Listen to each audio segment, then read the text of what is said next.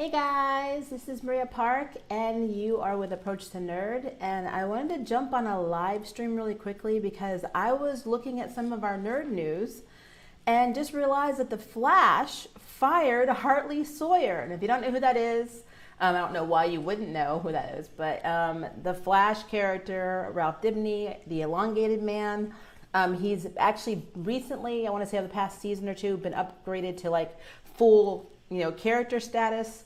And that's, I think it was a guest star originally when he first premiered on there. Yeah, this is crazy. So I guess, I don't know. I don't know how I feel about this. Now, I understand the seriousness of saying racist, and I believe some of the comments were actually pro-sexual assault and things like that of that nature. So obviously what he was saying was not that great. But they're saying that these were comments that he made on Twitter 8 years ago. And I really want to believe that people are capable of change because I am not the same person that I was 8 years ago. So I don't know. It's really weird. It's like, what do you do with that? And not only does it affect this actor now going forward, just like we saw with James Gunn when he made comments years ago when he was fired from our Guardians of the Galaxy movies and then rehired. I don't know if this is going to be the case with him, but it really, with James Gunn, he was immediately picked up by another network, another property. So DC hired him to do Suicide Squad. So he didn't lose work. I don't know if that's going to be true for Hartley Sawyer because, honestly, I know he's probably done other things, but this is what I know him for. So the actor is going to have a lot of issues. Also, I wonder what's going to happen now with the storyline because Ralph has been really, really tied up with Sue because of Sue's storyline. And if you haven't watched the season finale of The Flash, I'm probably spoiling it for you and I apologize. But Sue gets framed by Ava for Carver's murder. And so Ralph's whole storyline, since if you read the comic books, Ralph and Sue eventually get married. It's all in basically proving Sue's innocent. So they're just going to scrap the storyline now? Are they going to recast Harvey? This is crazy. Like, what is happening at the CW? First, Ruby Rose, leaves. Now we have, Hartley fired. I know there was some drama with Candace Patton a little while ago, too. Cheating with, I'm just speculating here. I don't know the whole story, but accused of cheating with, I think a football player, a famous football player. I'm not really good with sports. While he was still married or they were separated. I don't know. I don't know what happened with that. It just kind of went away. So, but yeah, I don't know. I don't know what's going to happen. It's really hard. I mean, I am so proud of my heritage. I always say I'm half black, I'm half Scottish. So I claim my blackness. I claim my Scottish side, but I know I'm a minority, even though I'm light skinned and, I will never basically have to face some of the racism and prejudices that somebody with darker skin would, go through, even though I am half black. Doesn't mean I don't face racism, but just saying. But it's so hard. 8 years is a long time, for you to evolve as a person. I mean, somebody who was a complete jerk could be really cool, in 2020. You're not going to be the same person. I don't even like the same TV shows and movies that I liked, in 2012. So I don't know. Were they wrong? Were they right? This is really, I don't know. I feel kind of conflicted because I am completely against what he said. But he does seem to me, and I don't know the actor personally, but he does seem from some of the posts and interviews he's done to have a really messed up sense of humor, a lot like Jim Carrey. And I think I read somewhere that he modeled Ralph after Jim Carrey, which, I totally see that. So, I could kind of see him saying some of the stuff that he said and maybe he was being humorous, not trying to, validate it, not saying it was right, but maybe he was just being an idiot, Obviously it was a humor thing and he didn't really mean anything behind it, but honestly, I don't know, guys. I really feel like 8 years, 8 years ago. I don't know. I don't know what to think of this. I really don't. I kind of feel like maybe in retrospect, maybe they should have had him issue an apology. Maybe, I don't know. I know with our climate now, it's hard. I mean, obviously Black Lives Matter struggle, which is very valid. Tensions are high, and maybe the CW does not want to add more, fire to the flame. I get it. But I mean, 8 years, that's hard. That is hard. So, I mean, now it's basically, if they do recast Ralph Dibny or the elongated man, who are they going to have? I mean, who are they going to get? And this is crazy. I mean, I honestly don't know how they're going to introduce another character convincingly enough who is like Ralph. Not saying they can't do it. I mean, I could be proven wrong. I'm still kind of on the fence about this brand new character, Ryan, for Batwoman. I don't know how they're going to pull that off either. I honestly think that that's not the best move. It's actually pretty stupid. But I don't know. So I would love for you guys to tell me what you guys think, because I am so split on this. I really am. I kind of feel like, honestly, I mean, yes, it's bad, but it was also in 2012. Now, if he thinks this way now, or if this was something he did recently, oh, heck yeah, fire his butt. But I mean, what if he actually is not the same person now that he was in 2012? So I don't know, guys. I really, I just really don't know. I don't know what to say. Hi, Nicholas. I want to know what other people think. Like, do you think they should have fired Hartley from The Flash? Do you think they were valid? Do you think, there's no time limit on being racist and being basically saying some very horrible things about like sexual assault and all of the things that he joked about? Do you think there's a time limit on it? Do you think that they were absolutely right for firing him from The Flash for the comments that he made? I really want to know. I'm split. Like, just like with James Gunn. Yeah, he admitted to posting, very racist things and very homophobic things. But he, again, it was not even the cast. The cast of Guardians of the Galaxy said he is not the same person that he was when he posted that, 12, 14 years before. So, and it really makes you wonder now what other skeletons actors in the CW have in the closet. Are they going through their social media streams to see if they can delete things really quickly so they don't lose their jobs?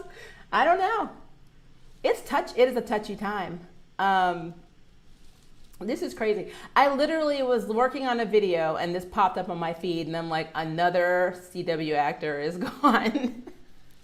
I'm like, this is crazy. Like, it is really crazy. So, I don't know. I think I'm going to keep my mind open. Maybe this is for the best. I still think that you are not the same person. I don't know. Hi, Geronimo. I don't know per se if this would have been my choice. I think I probably would have had him embarrass himself and make public apologies and say, yeah, I was dumb and I say stupid stuff and it was all in humor and I did not mean anything by it. Or if he did mean it at the time, own it and say, I thought this way, but I have changed, because you have to believe that human beings can change. You have to. Yeah, not the president, but you have to believe that human beings can change. So, I mean, I am so on the fence on this. I really am. It's like, I don't condone what he did 8 years ago, but I don't know if I can have him accountable today. Hey, Joe, how are you? I'm still in disbelief about the whole Batwoman Ryan Wilder thing, and now this. What's next? I know. I'm like, it seems like we're getting something every month. I don't know. This is really weird. Is something happening at the CW? And then I know you can't vet your actors before you hire them, but I mean, I think Ralph's been in 4 seasons at this point. So you finally open up a storyline that's basically going to start with him and his future wife, and then you fire him. I don't know. I don't know how I feel about this. It's just really, really hard for me because, again, I have to keep stressing. I do not condone what he wrote 8 years ago, but I have to believe that people can change, and this is 2020. So in 8 years, anything could have happened. So I don't know. As for the Ryan Wilder thing, though, I think that's another video I'm gonna have to make, because the more I think about it, the more I'm still having trouble wrapping my mind around how this is going to work with the current cast. But I mean, maybe they'll surprise me. I try to be open-minded. I don't know, but I just kind of feel like that's just too left field for me in a way. They should have recast Kate, and if they wanted to fix problems on the show, then fix it. And the fact that they admitted that the first season was a problem is actually more of a writer's issue than an actor's issue. So that's where I'll leave that. But I don't know. So what do you guys think? Do you think Hartley should still be Ralph in The Flash? Do you think they were wrong for firing him? Do you think they were right for firing him? Do you believe that people can change? Do you believe that once you're a racist and you say horrible things about sexual assault, then you'll always be that person? Let me know. Because I, quite frankly, am still on the fence. I mean, not trying to be wishy-washy, but it's like I can see both perspectives. I don't know. Can we hold people accountable for themselves before they grew, learned, or evolved? Not defending him of his actions, but exactly. Like I said earlier in this video, I know I am not the same person. I don't have the same likes. I don't think the same way that I did in 2012. So that's hard. That is really hard. It's hard to just say, okay, this person was racist in 2012 and they were joking about sexually assaulting women in 2012. So obviously that's who they are today. That's not always the case.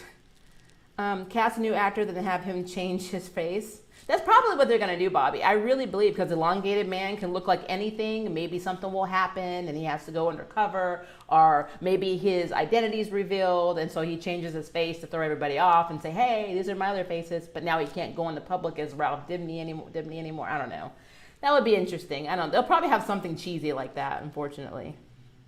It depends on how drastic the comments were as well, but still, yeah. And you can look at them. They were on Twitter, but if you actually look up some of the news stories, it shows some of the tweets. Some of them are actually pretty bad. But again, he has a very twisted sense of humor. His idol is Jim Carrey, and see, Jim Carrey potentially has said a lot of off-cuff stuff as well. But because it predates like more of the crowd, of the PC crowd, he kind of got away with it because he was bigger in the 90s and people weren't on top of it like they are now. So I don't know. I don't know how I feel about this, because I know that most people can change for growth, but seriously, then what is the point in the last 2 seasons? Because if they were Ralph focused. Exactly. So, I mean, poor actress who plays Sue. Just like, this is my problem whenever an actor is either fired or leaves a show, just suddenly in the middle of a story, it affects every other actor in that story, which means by you leaving, you have literally determined the fate of everybody else who has that job. So the actress who plays Sue, if they scrap Ralph's storyline, she no longer has a purpose and she's fired, which is sad because, with her storyline, she's going to be getting more airtime, and what actress doesn't want that, especially in a superhero show? So that's going to suck for her. It really, really is.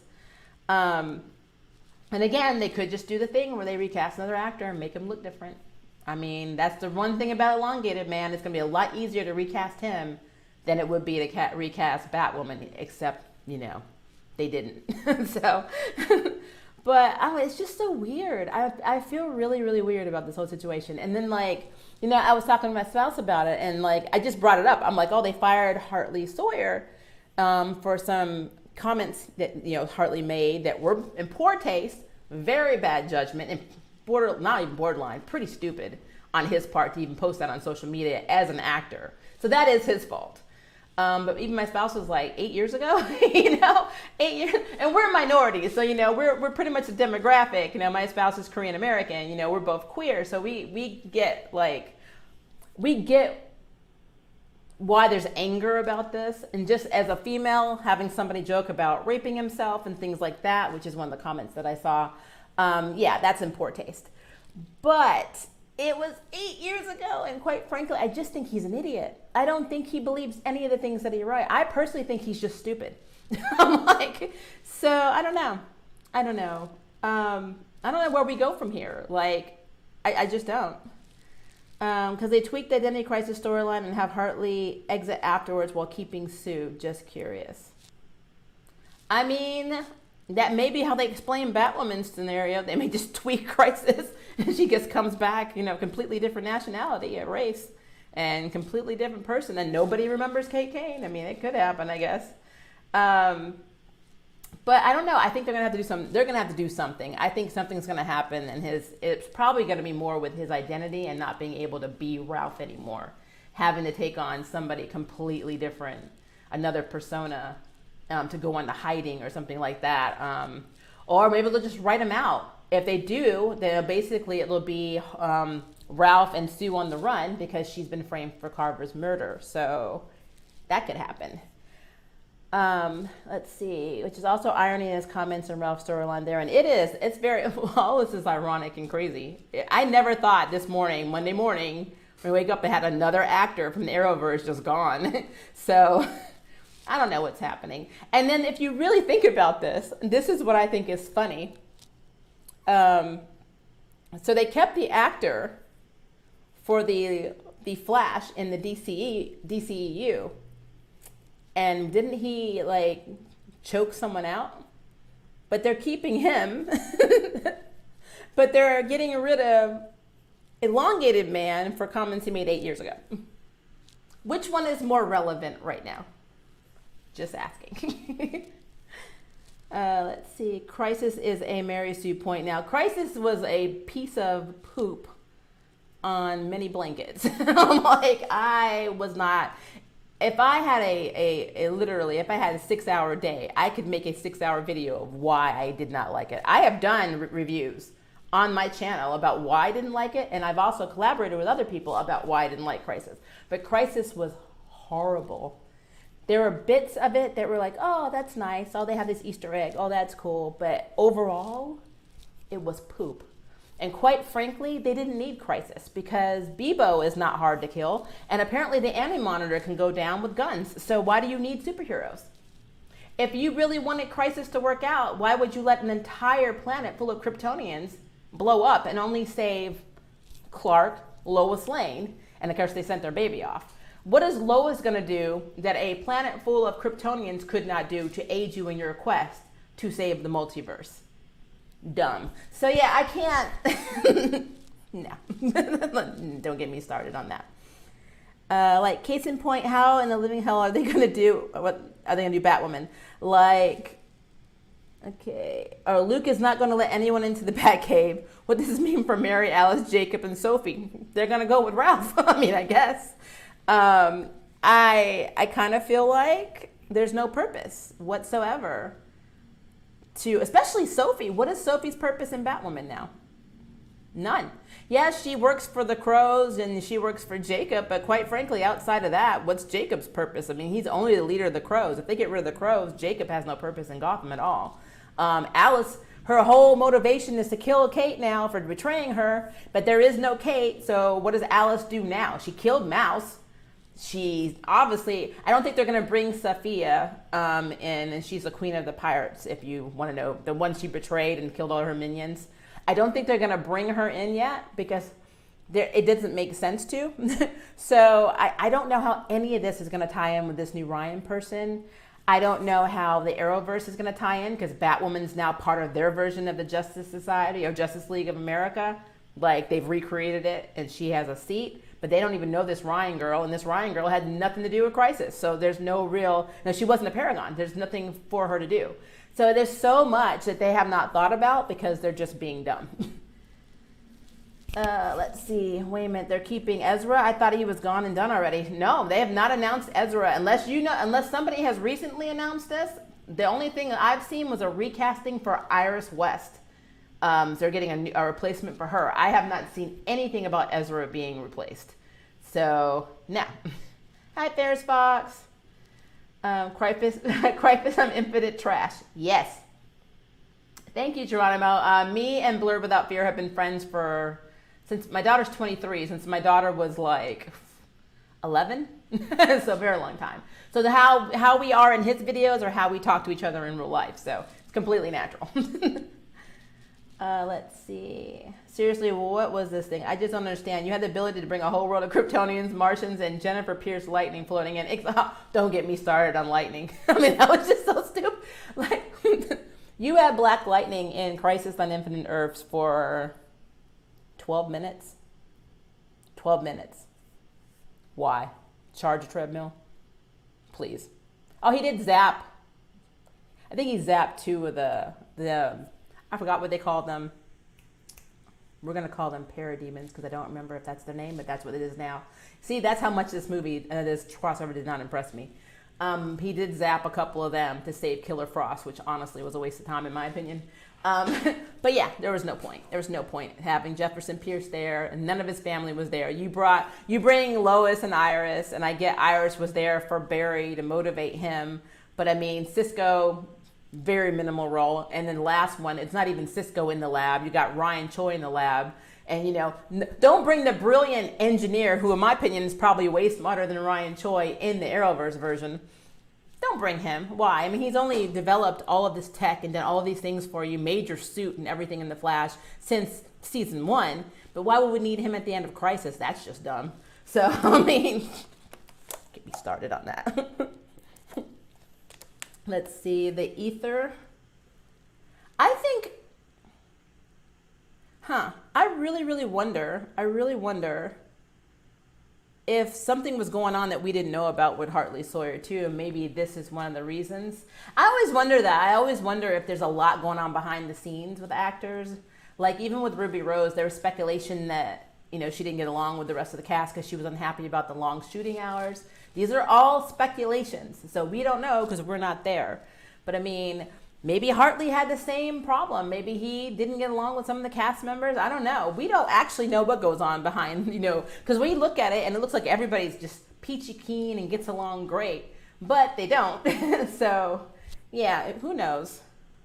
That doesn't make sense, though. Why Iris being recast when she wasn't in the final cut? The criminal underuse of Black Lightning was hurtful. Yeah, Geronimo. So in the Justice League movie, she was not in the final cut. She was in the like deleted scenes, but she was actually the second person they cast because she did a movie, I think it was called Dope, with the director who was originally directing The Flash, and then he left. And so I don't know if it's because she doesn't want to work with Ezra. I'm under the impression that they're not recasting her, that she's walking away, that she doesn't want to work with Ezra because Ezra is being rumored of being nuts. So, and again, that's a rumor and speculation. I'm all about disclaimers here. But if he is bat crap crazy, keep it PG-13 for a minute, then I wouldn't want to work with his butt either. So they probably would need to find another Iris. Because honestly, if you were playing his love interest after seeing him choke a woman out in real life, like, would you not worry that he may get mad at you on set and try and choke you out? I know if it was me and I was playing Iris and he tried to choke me out, we'd have a Flash moment too, but he wouldn't like it and it would involve my foot. So, you know, just saying. Let's see here. The Diggle Jefferson brother nod almost made up for it, but I digress. Yes. I've always known that Diggle was John Stewart. Everybody's known that Diggle was John Stewart. He even said that Diggle wasn't his real last name. I mean, everything about their storylines are almost parallel, except for, I want to say, John Stewart was a Marine. Correct me if I'm wrong. I'm trying to remember my comic books here. And Diggle was Army. But outside of that, almost everything else lines up. So he's the perfect person to be John Stewart. If they have him go to Metropolis, which he's going to Metropolis, and he is not Green Lantern, in the new Lois and Superman, or Superman and Lois, or whatever the heck they're calling it right now, I will boycott. So, because they don't show us, you know, don't have a box fly down, he opens up and we see the green ring is in there. We know it's the green ring. Have him take his family to Metropolis just to sit in Metropolis and do nothing. That will make me angry. Let's see here. And they used him as a fucking battery. I was so pissed. Like, seriously. And to make it worse, they had Diggle and Jefferson in the same place, and no one thought, let them talk. Hell, make Jeff say John. Well, we can't have more than one black actor in one scene at a time. Stop doing this, Nicholas. Like, unfortunately, the Black Lives Matter did not affect the Arrowverse at that time. Because that's one of the running jokes. If there is, besides Black Lightning, there seems to be only one black person per scene most of the time. Every so often we have Mr. Terrific talk to Diggle in Arrow, but normally separated. I don't know why. It is a formula thing, I guess. I heard Caitlin and Iris on the show don't get along. Yes. Honestly, I have seen things, and this is speculation too. I know they don't get along because of, that's why they don't write them in scenes a lot. But when The Flash first began, they would do a lot of press, junkets. They do a lot of tours. And at some of them, and you may even be able to find the interviews, they started calling Danielle Panabaker, who plays Caitlin, this was before she became Killer Frost, they started calling her the first lady of the Flash. And this whole Snowberry, West Allen thing, I'm not trying to knock your ships. Like, I like ships. I don't go crazy over them. But these two groups are very, very toxic. Like, they will attack each other all the time. Well, she was spearheading the Snowberry, saying, yeah, I would like to be with Barry. I think Caitlin and Barry have awesome chemistry. I think they'd be a very good couple. So she basically put that out there, and it created a lot of heat for Candace Patton's Iris character, especially since she was cast. She was, Iris in the comics is white. If you know anything about her comic history, she's not even from their timeline. She's from the future. She was sent back by her parents because of like a lot of crap that was going on in the future, which I won't get into. But so Iris being cast as Black was a big deal in the CW universe, and a lot of comic fans who are pure, true, this is my comic, you cannot change the race, you cannot change sex, orientation, gender, blah, blah. They had a fit. And so for her co-star to go on there talking about she was the first lady of the Flash and people were validating that, yeah, I'm pretty sure it ticked Candace off, and it would have ticked me off too, quite frankly. So there's that. And I'm pretty sure a lot of that stuff got taken backstage. Plus, if you notice, Danielle Panabaker has more screen time than Iris does. She's in every storyline. At the end of Crisis, it was her sitting with Barry watching TV and not Iris. She directs the series, and she's friends with one of the producers. So I'm pretty certain there's a lot we don't know about behind the scenes. But Danielle Panabaker was more established as an actress than Candace Patton. This is her first major lead role. So yeah, there's a lot of drama back there. Let's see. Yes, John is a Marine. Thank you, Bobby. I thought so. 10,000 subscribers without any videos challenge. How are you? Obviously not doing as well as you. I mean, seriously, I have issues with the way they gave his little conversation with Barry. Yeah, don't make me get started. Don't have me talk about Crisis because my blood pressure will rise. This entire stream will explode. I know nothing about the ship drama. Wow. Yeah, they were very pissed. Yeah. How about a Frostberry ship workout? That's crazy and connected. Well, it wouldn't, because first of all, as we all know, and if you don't know and you don't follow comics, Killer Frost is not a Flash character. She is not nice. She is not a hero. She is a Batman villain who basically is forced to join the Suicide Squad in the comics and has had a few side stories of her own, but she's always been insane. She's been insane. So making her this nice, everybody loves Caitlin, that's full of crap. That's crap. There is no Caitlin Snow. When Caitlin Snow becomes Killer Frost, she is no longer Caitlin Snow, period. And it was her mother, I believe. I have to get this right because there's also a comic book character named Ice Maiden who has a similar storyline. But so from what I remember, she gets forced to do an experiment. She gets forced into this chamber and it basically freezes her body, but she had injected this serum in her, or somebody injected this serum in her and it made her Killer Frost. And then when she became Killer Frost, she killed all the people that forced her to do the experiment, and then she just started killing everybody. So like, there was no redemption there. So Killer Frost is just not, she's not supposed to be a good guy. But that's the Arrowverse thing too. They all, like Felicity in Arrow was basically a Batman character who was married to a security guard. She ran, I believe, a microchip firm, kind of like what Ray Palmer does, but she had very little presence in Batman's universe whatsoever. If you blinked in the comic, you would miss her.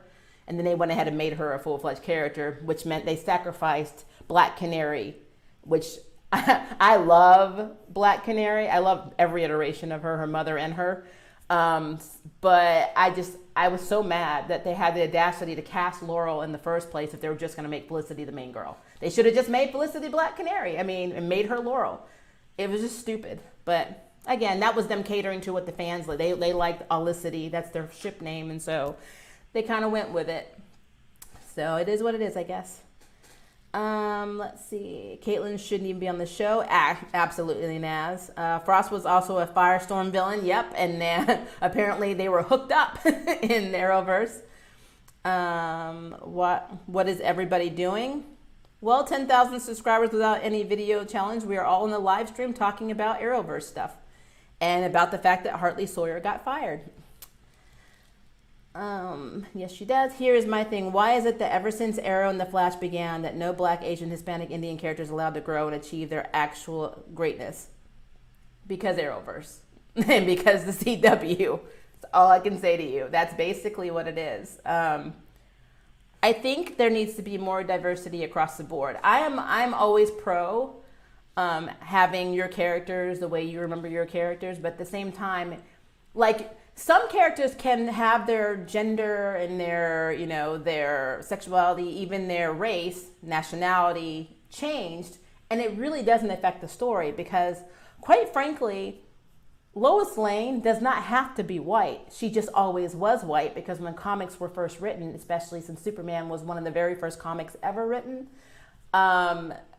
they didn't have a lot of diversity. You never saw a Chinese, a Black, or Hispanic, or any other nationality in those comics because, the civil rights movement wasn't as strong. And so what people are seeing right now when they're reacting to, well, this is how the character has always been, they don't get that that's the only way it was allowed to be. And I should do a video about just how some characters in comics were actually written out because they were considered too progressive for their time. Because there were a lot of Black, Hispanic, Chinese, and a lot of characters that were written by, DC, Marvel, Image, you name it, and they went to press and somebody's like, oh, no, we can't put that out because people won't understand. It's kind of like the Hallmark Channel for queer people. I will never see a movie like with my marriage involved because I already know just from the fact that they blocked a commercial with two women that were just kissing for 2 seconds in a literally 1 minute commercial and had tons of hate mail and a freaking survey saying I think it was two groups actually. They started petitions saying, how dare you have that on TV where my family can see it, and Hallmark's like, we're sorry, and then clicked it. Well, that's exactly what happened in the comic world. It happened for years. There's never been development that way, and because of that, it's very sad. It really is. Let's see here. I always thought that they tweaked Livewire from Superman TS a bit that added a frosty pseudo Disney spin to the final product. Probably. Probably. I know back in the day, Shazam was actually the biggest competitor for Superman. I mean, literally. Shazam was outselling Superman, which is why when Marvel picked up Shazam, Shazam basically is, Captain Marvel basically was the original name. They couldn't use Captain Marvel anymore, so they had to change his name to Shazam, but it was Captain Marvel originally when it was with DC, and they couldn't sell any Superman books, so they were like, no, and they sued the authors and said, you can't do this, you're copywriting, Superman, blah, blah, blah, and so yeah, there's a lot of convoluted backstories there that we could all talk about, just how dirty some of the comic book companies have been to each other. It's interesting. Actually, Felicity was Ronnie Raymond's stepfather. Well, there were different variations. So, I need to find the issue. There's an issue that came out, I want to say, in 1969. Don't quote me on that. It has been a very long time since I've researched this, because I always, when I watched the first season of Arrow, I'm like, I don't remember this character, because you don't remember her. And so I went back and I remember there's it's an origin issue where she's married to a security officer, and she runs a microchip company or something like that, and you see her sitting at the chair. And I thought that was so interesting because when Oliver first sees Felicity, she's sitting at a desk, but she's actually IT. So it's like they pulled that from the comic, but even still, it wasn't Ollie, it was Bruce. She is a Batman character, not a Flash character. I'm not an Arrow character. So I don't ever remember seeing her in a Green Arrow comic book until recently when they created her. Because now they've redone everything to match the Arrowverse. So now we do have Felicity in the comics. But that was never, in the Golden Age, she was not in Golden Age comics. She just wasn't. Say Maria, Mark Guggenheim hated Black Canary for some reason and just ran with Felicity's potential, which is so weird.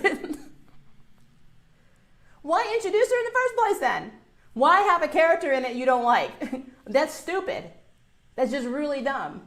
So yeah, like I said, Arrow was good the first 2 seasons, but after season 2, I kind of like started thinking, what is happening? And by the end, I was like, this is a clusterfuck. So it's why I did not review Arrow shows. I'm not trying to hate on Arrow. I watched Smallville and I forgot his name, who played him, Josh something, Harnett. I liked his version of Arrow. It was actually very close, in my opinion, to the comic book, because Arrow was not a together guy. He's still not. Oliver Queen, he sleeps around. He's an alcoholic. He does all kinds of things. He's funny, so he's very funny, so that makes him likable. He's very gifted archer. He does have some pretty cool backstories and side stories, but for the most part, he is a B player on the Justice League team. If you were to watch Justice League of America, or Justice Side of America, it's Justice League of America, the animated series, I think it was in the 90s or early 2000s, he was not an A player. He was on the B team. So, I mean, yeah, they made him more because they couldn't get Batman on TV. That's basically what that was. The only ice heroine, that I remember from the comics is Tora. So there's Ice Maiden, and then there's another one that I can't think of the name of right now, but I will.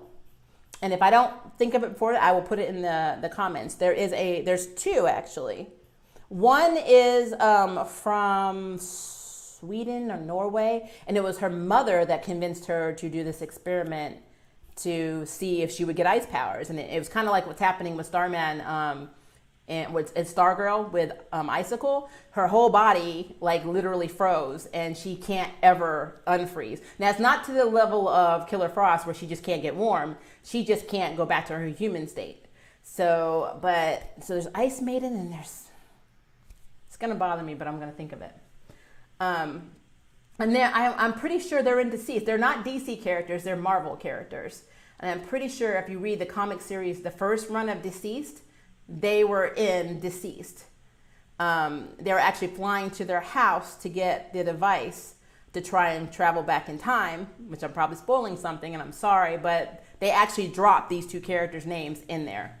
So I will find it.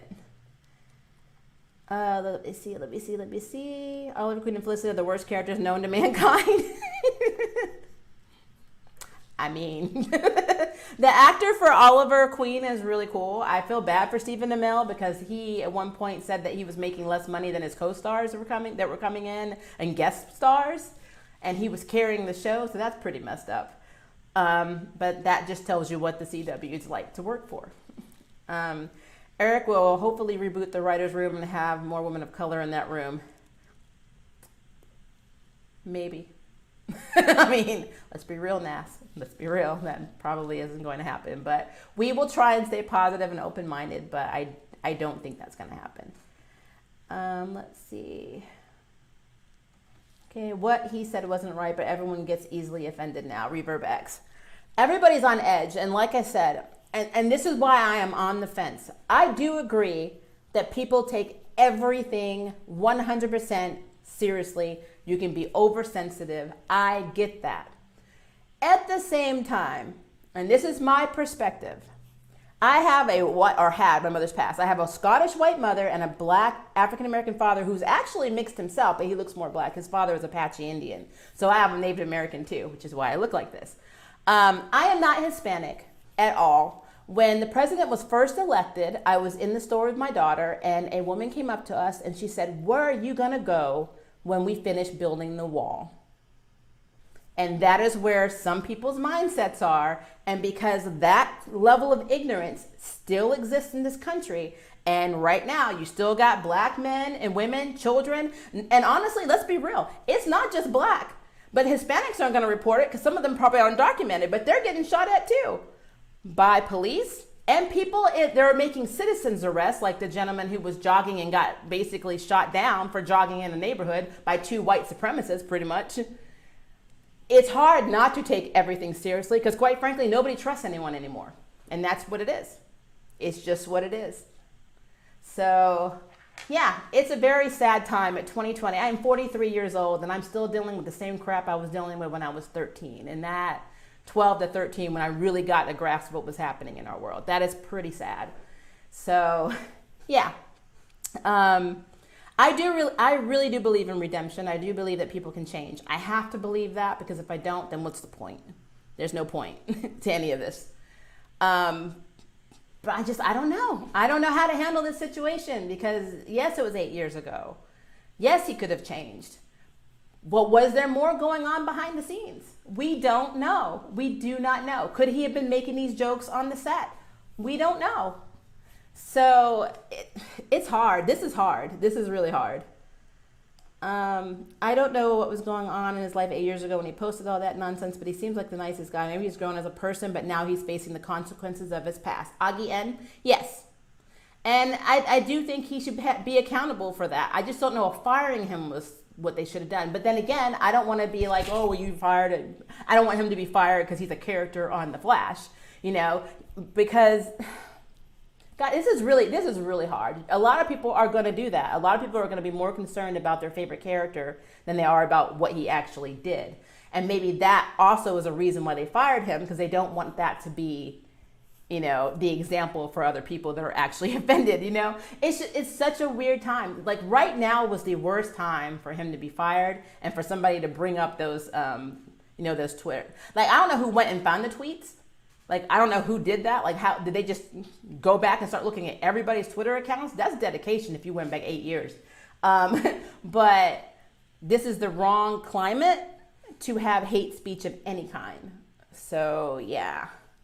It's hard. It is hard. Let's see. We preach. I like the small version of Green Arrow and that actor.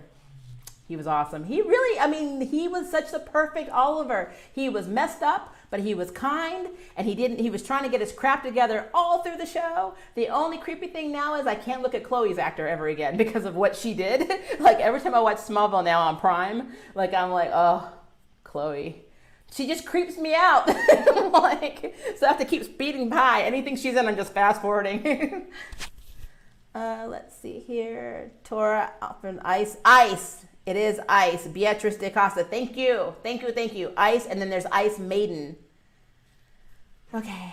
Oh my God, Maria, your channel has grown. Nicely done. Wolverine Pride.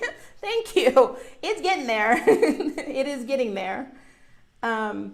Because the maid Curtis literally Felicity's gay best friend and so on, I lost hope until Black Lightning came through and gave us the wonder that is Anissa. Yes, I love Anissa. Anissa's very cool. I love Black Lightning. When Black Lightning comes back, I will absolutely do reviews on it. It just, when I started my channel, they were right in the middle of like the intro of season, I think it was right at the end of season 2. So like I was like, I didn't want to do that then. Then they came into Crisis, and so Crisis just messed everything up for me. So I decided I was going to wait until their next season to really start doing my Black Lightning reviews. I wanted to get post-Crisis crap and then start fresh. And where the season finale left off, that is messed up, and then Grace does not need to be in a coma. I really hope I'm not spoiling anything, but it's been a minute, guys. You should have watched it. But I really, really, really loved the season finale for Black Lightning. I loved it. And I loved that it had nothing to do with Crisis. Just saying. Let's see. Because they make her... sorry, I already read that one. Oh, well, I'm sorry that happened to you. People can be so evil. Thank you, J-Man. I don't think they're evil. I think they're just ignorant. People are basically a product of their environment, their family, and what they think is true. If you were raised in a family and you had no other communication with anyone else to tell you any differently that, don't like this set of people, this religion is horrible, these people are going to hell, that is what you will believe until you get out of your bubble and decide you want to learn more about the world outside of what your family is telling you and your friends are believing. A lot of people don't know how to do that. I live in Memphis, Tennessee right now. My dad's from here, but my dad was military.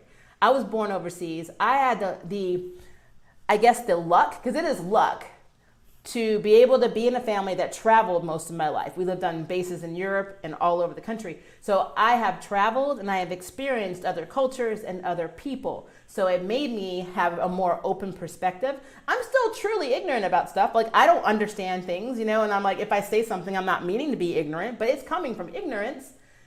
These people don't understand when they don't leave their bubble, like a lot of Memphians here will never leave Memphis. The further they've probably been is Mississippi to the casino. They are not going to have that same perspective because they can't. Now, there are anomalies. There are people that come from racist backgrounds and they're completely 180. But I feel like something changes them, or they see something that changes that perspective. We're not born racist. We're not born not liking people. We're not born homophobic. We are taught and bred this crap, and that is the problem. It's a problem not only in this country, but all over the world, but it's very rampant here in the States. So I have issues with that. Let me see here. Ahmad's tragedy was 30 minutes for me. The good old boy system is Southern Georgia is alive and well. Unfortunately, I'm so sorry. Yeah, it's hard. It is hard. Our government already treats most of us like crap regardless of race.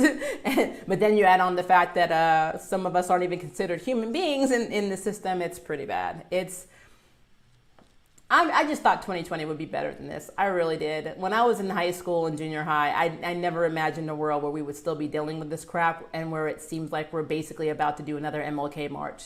It's like we got people on the streets. We have people.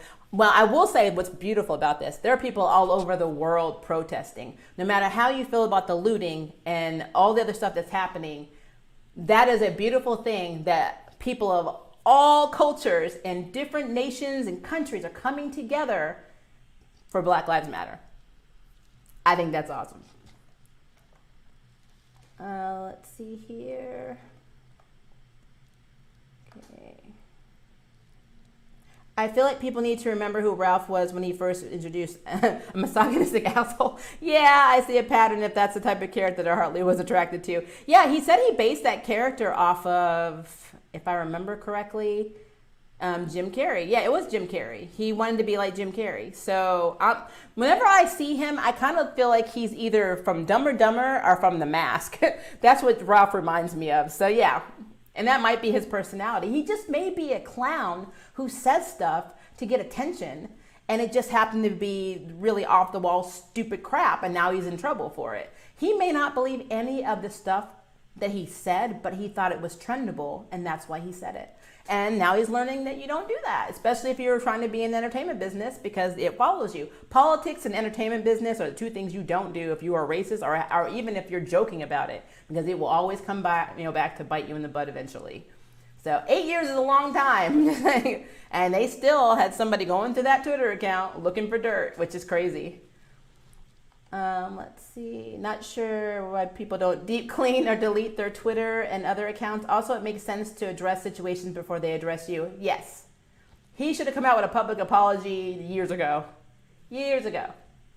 And then if they still fired him for it now, it would have made them look like butts because, the guy came out and said, I was wrong. And then you're basically double punishing him after he actually did a heartfelt apology. After not being called out, he came out and just said it himself. What I just said was wrong. I'm an idiot. I am so sorry. I know this potentially could offend someone, so I'm trying to nip it in the bud now. This is stupid. Let me go back and delete my tweets. Now, why he didn't delete them, I don't know. But, he probably forgot all about them. There are so many characters that Arrow could have used and pulled for heroes and villains. I mean, they could have used Jade, Nguyen, Cheshire. Yes. I mean, seriously, they had to literally use the voice. I don't know what the casting room was talking about, when Arrow was... I don't even know what the writing room was like with Arrow. It seems to me it must have changed like 3 or 4 times because none of it seemed consistent after season 2 for me anyway. So, I don't know. They must have flipped a coin. It's like what I call it the Bryan Singer technique. You know how Bryan Singer does all these X-Men movies and Marvel movies and doesn't know what the heck he's talking about? He just puts like all these random pictures that he finds online. That looks like an X-Men character. That one, he just like gets a dart and he just starts throwing it at him. He's like, ha! okay, this person's name is, what is that person's name? I don't know. She looks Asian. Let's just pull her and put her in the pile. Somebody explains a little summary of what the character is, and then he writes a plot around it. Like, which makes no sense because he knows nothing about it whatsoever. The actress who played Psylocke in, oh, don't ask me, is it Age of Apocalypse? I didn't even watch it. I already knew. Said that she was educating Singer while he was directing her on who Psylocke was. That, my friend, stupid. So I believe that's probably what happened in the writer's room for Arrow. They were like, we have all of these characters, but none of them are from the Arrow universe. Green Arrow, let's see here. Well, Batman had some cool stuff. Bring out the Batman, bring montage of all the characters and just start throwing darts and be like, I don't know who the heck you are, but you look like you're badass. Let's put you in here too. That's what I think happened. Let's see. Actress and put her for China White. I think that China White would have been very cool. There's so many people they could have used in Arrow if you really think about it. And Speedy had a drug problem. I remember that. He got into like heroin or something. They should have kept that in with Roy. Because that would have been a more believable scenario than him going to jail for Oliver. I'm not going to talk about Arrow. I'm going to start breaking it down. Yes, Black Lightning is awesome, to which we all should agree. I really wanted Mr. Terrific. Not sure what Arrow gave us. Yeah. See, me and Ernie have that same. Now, no hate on the actor. The actor's a good actor.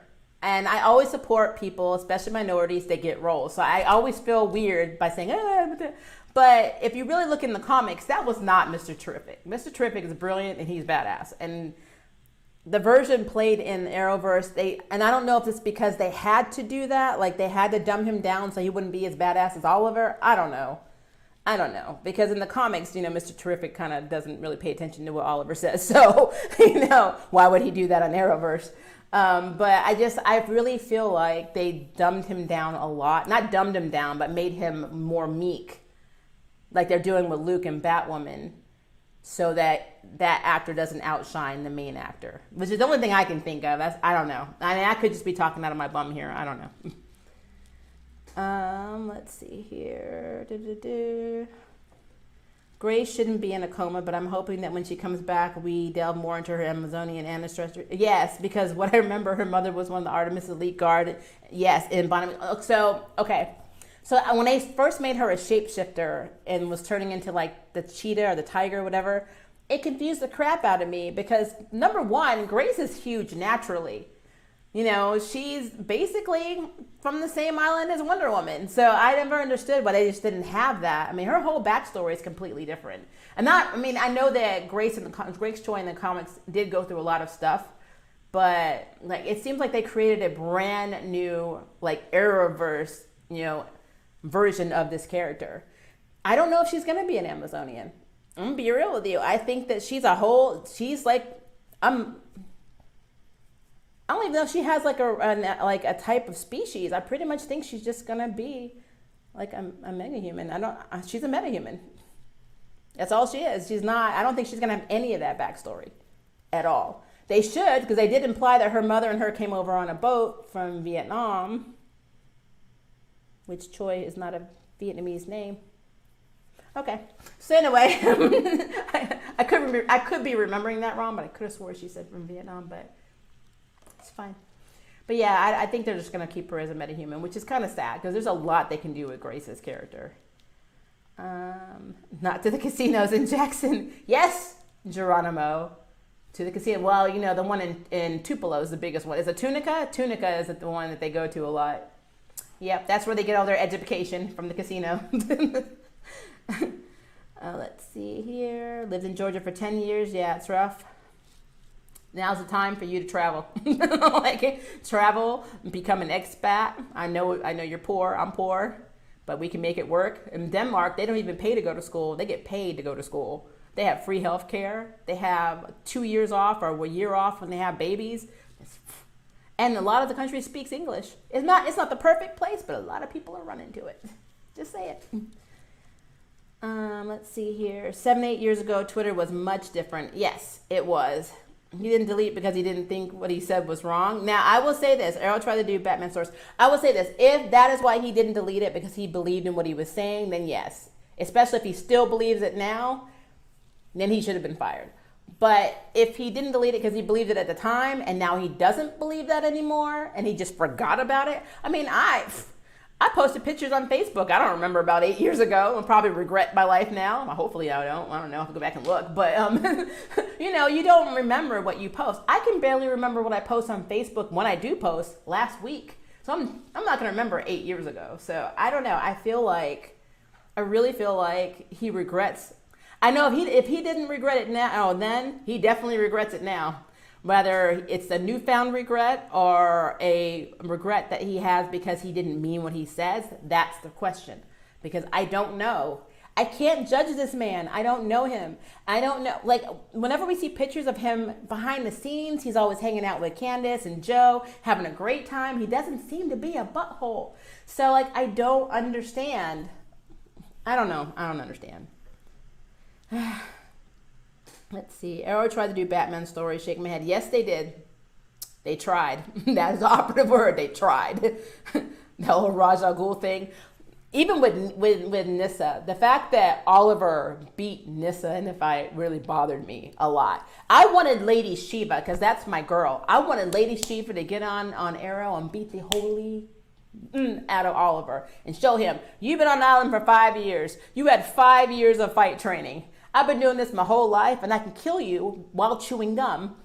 So they did not bring anybody they could really beat. Well, they did, but they rewrote it. But they really did not. I mean, yeah, Slade, I guess.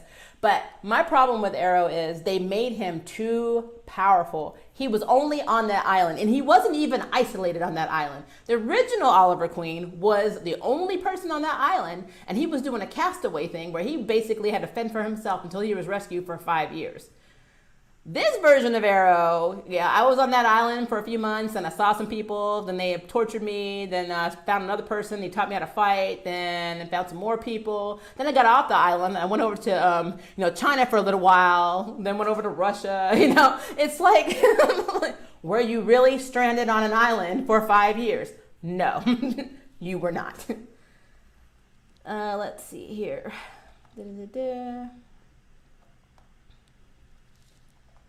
Okay. Yeah, it was heroin. I thought so, Jerome. I knew that Speedy got hooked on the drugs, so yeah, definitely heroin. And that was I think that was right after the Longbow Hunters, right? The comic series where Canary gets tortured and cut up and can't have kids anymore. I think she was like investigating like a drug cartel or something like that. And then Oliver finds her. What always ticked me off about that was Oliver was so, oh, I love you, blah, blah, blah, blah. But then he finds out Speedy like is overdosing and stuff. And he's like, well, take care of yourself, bitch, bye.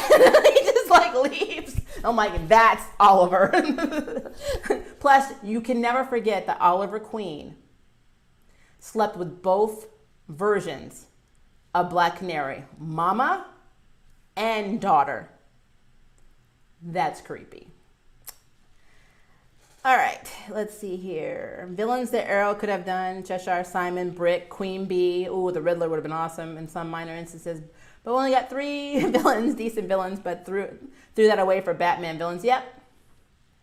Why couldn't we get the Longbow Hunters? Exactly, Bobby. That would have been awesome. That would have been awesome. That cover at 8 to 9 years old was crazy. They used it in a DARE program. Yeah. Agreed, that was not Mr. Terrific, shaking my head.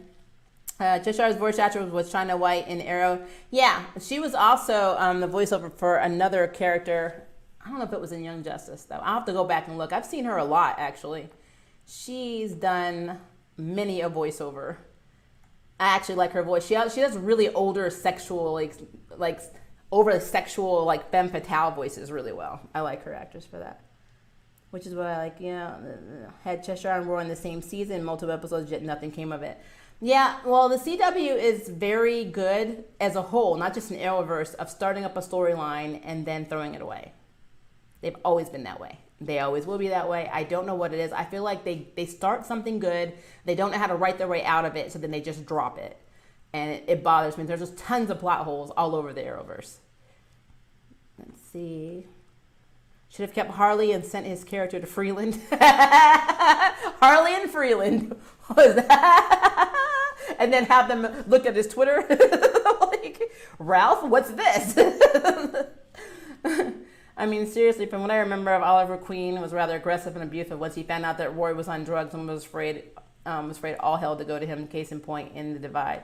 Yes. He like, I don't know what it is about Oliver, but Oliver Queen basically was supposed to be another version of Batman in the comics anyway. That's why he was created.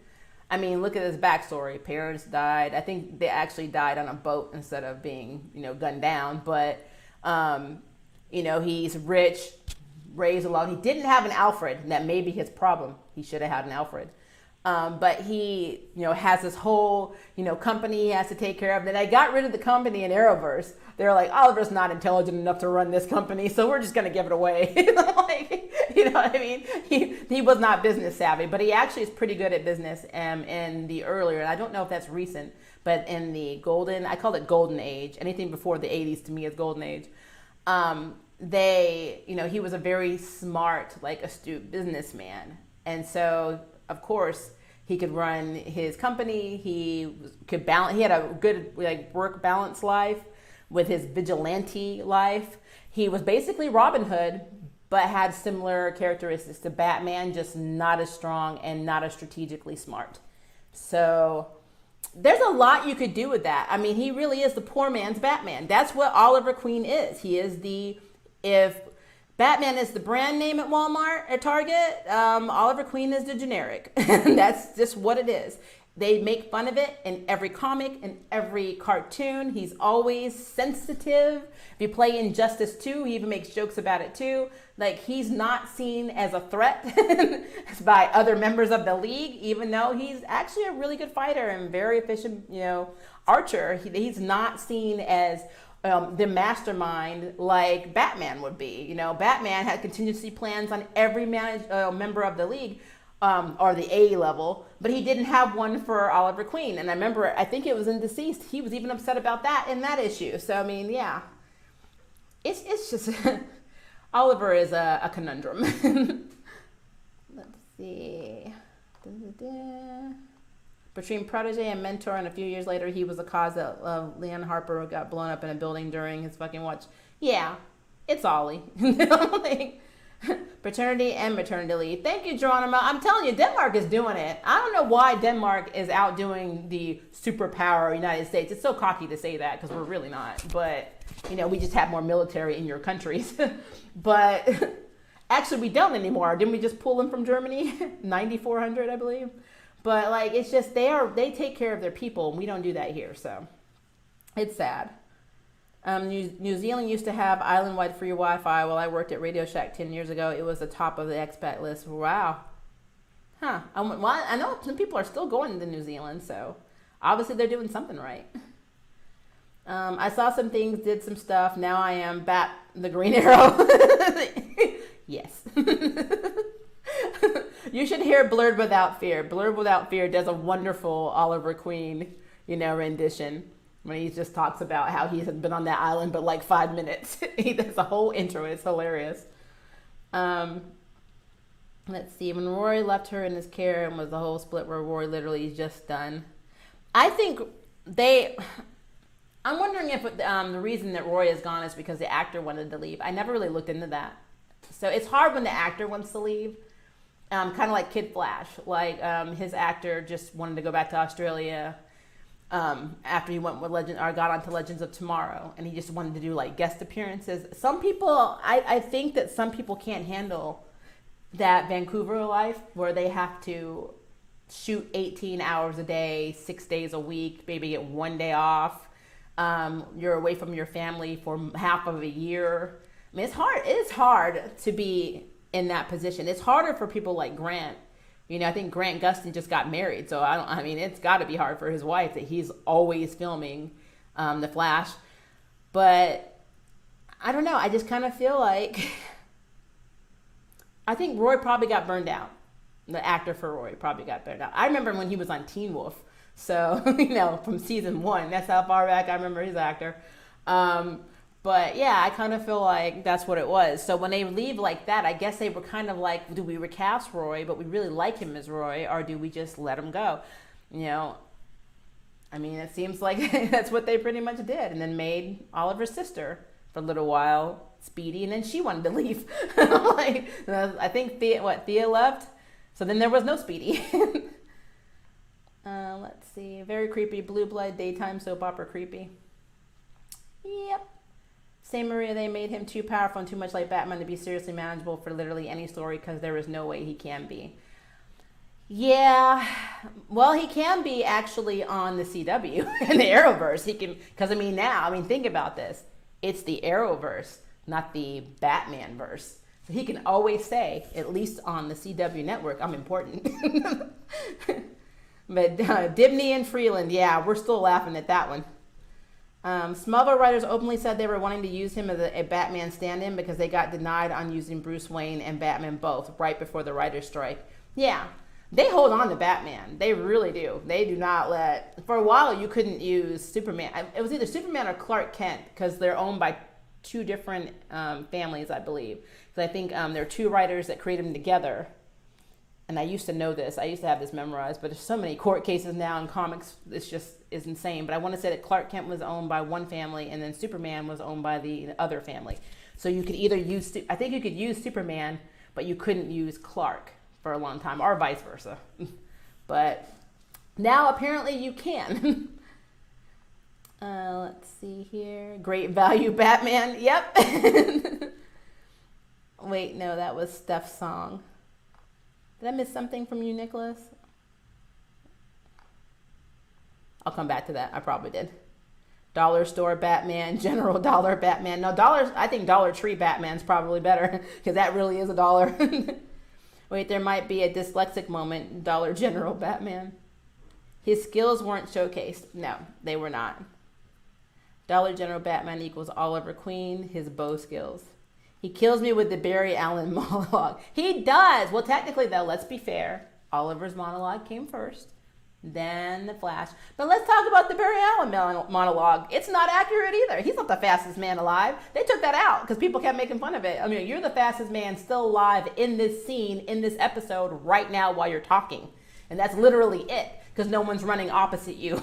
That's literally the monologue. I remember Colton Haynes as Jackson Whitmore from Teen Wolf. Exactly. He was on Teen Wolf. He was actually, he started off a little jerky, but he was really cool. And I felt bad for Lydia because she really liked him at the time. I think they're still friends in real life, Lydia's actress and him. But yeah, he was really cool on that show. But I think he left to get this role, to get Arrow, if I remember correctly. And then he came in, I think he came in season 2, but don't quote me on that. I don't remember. It's been a minute.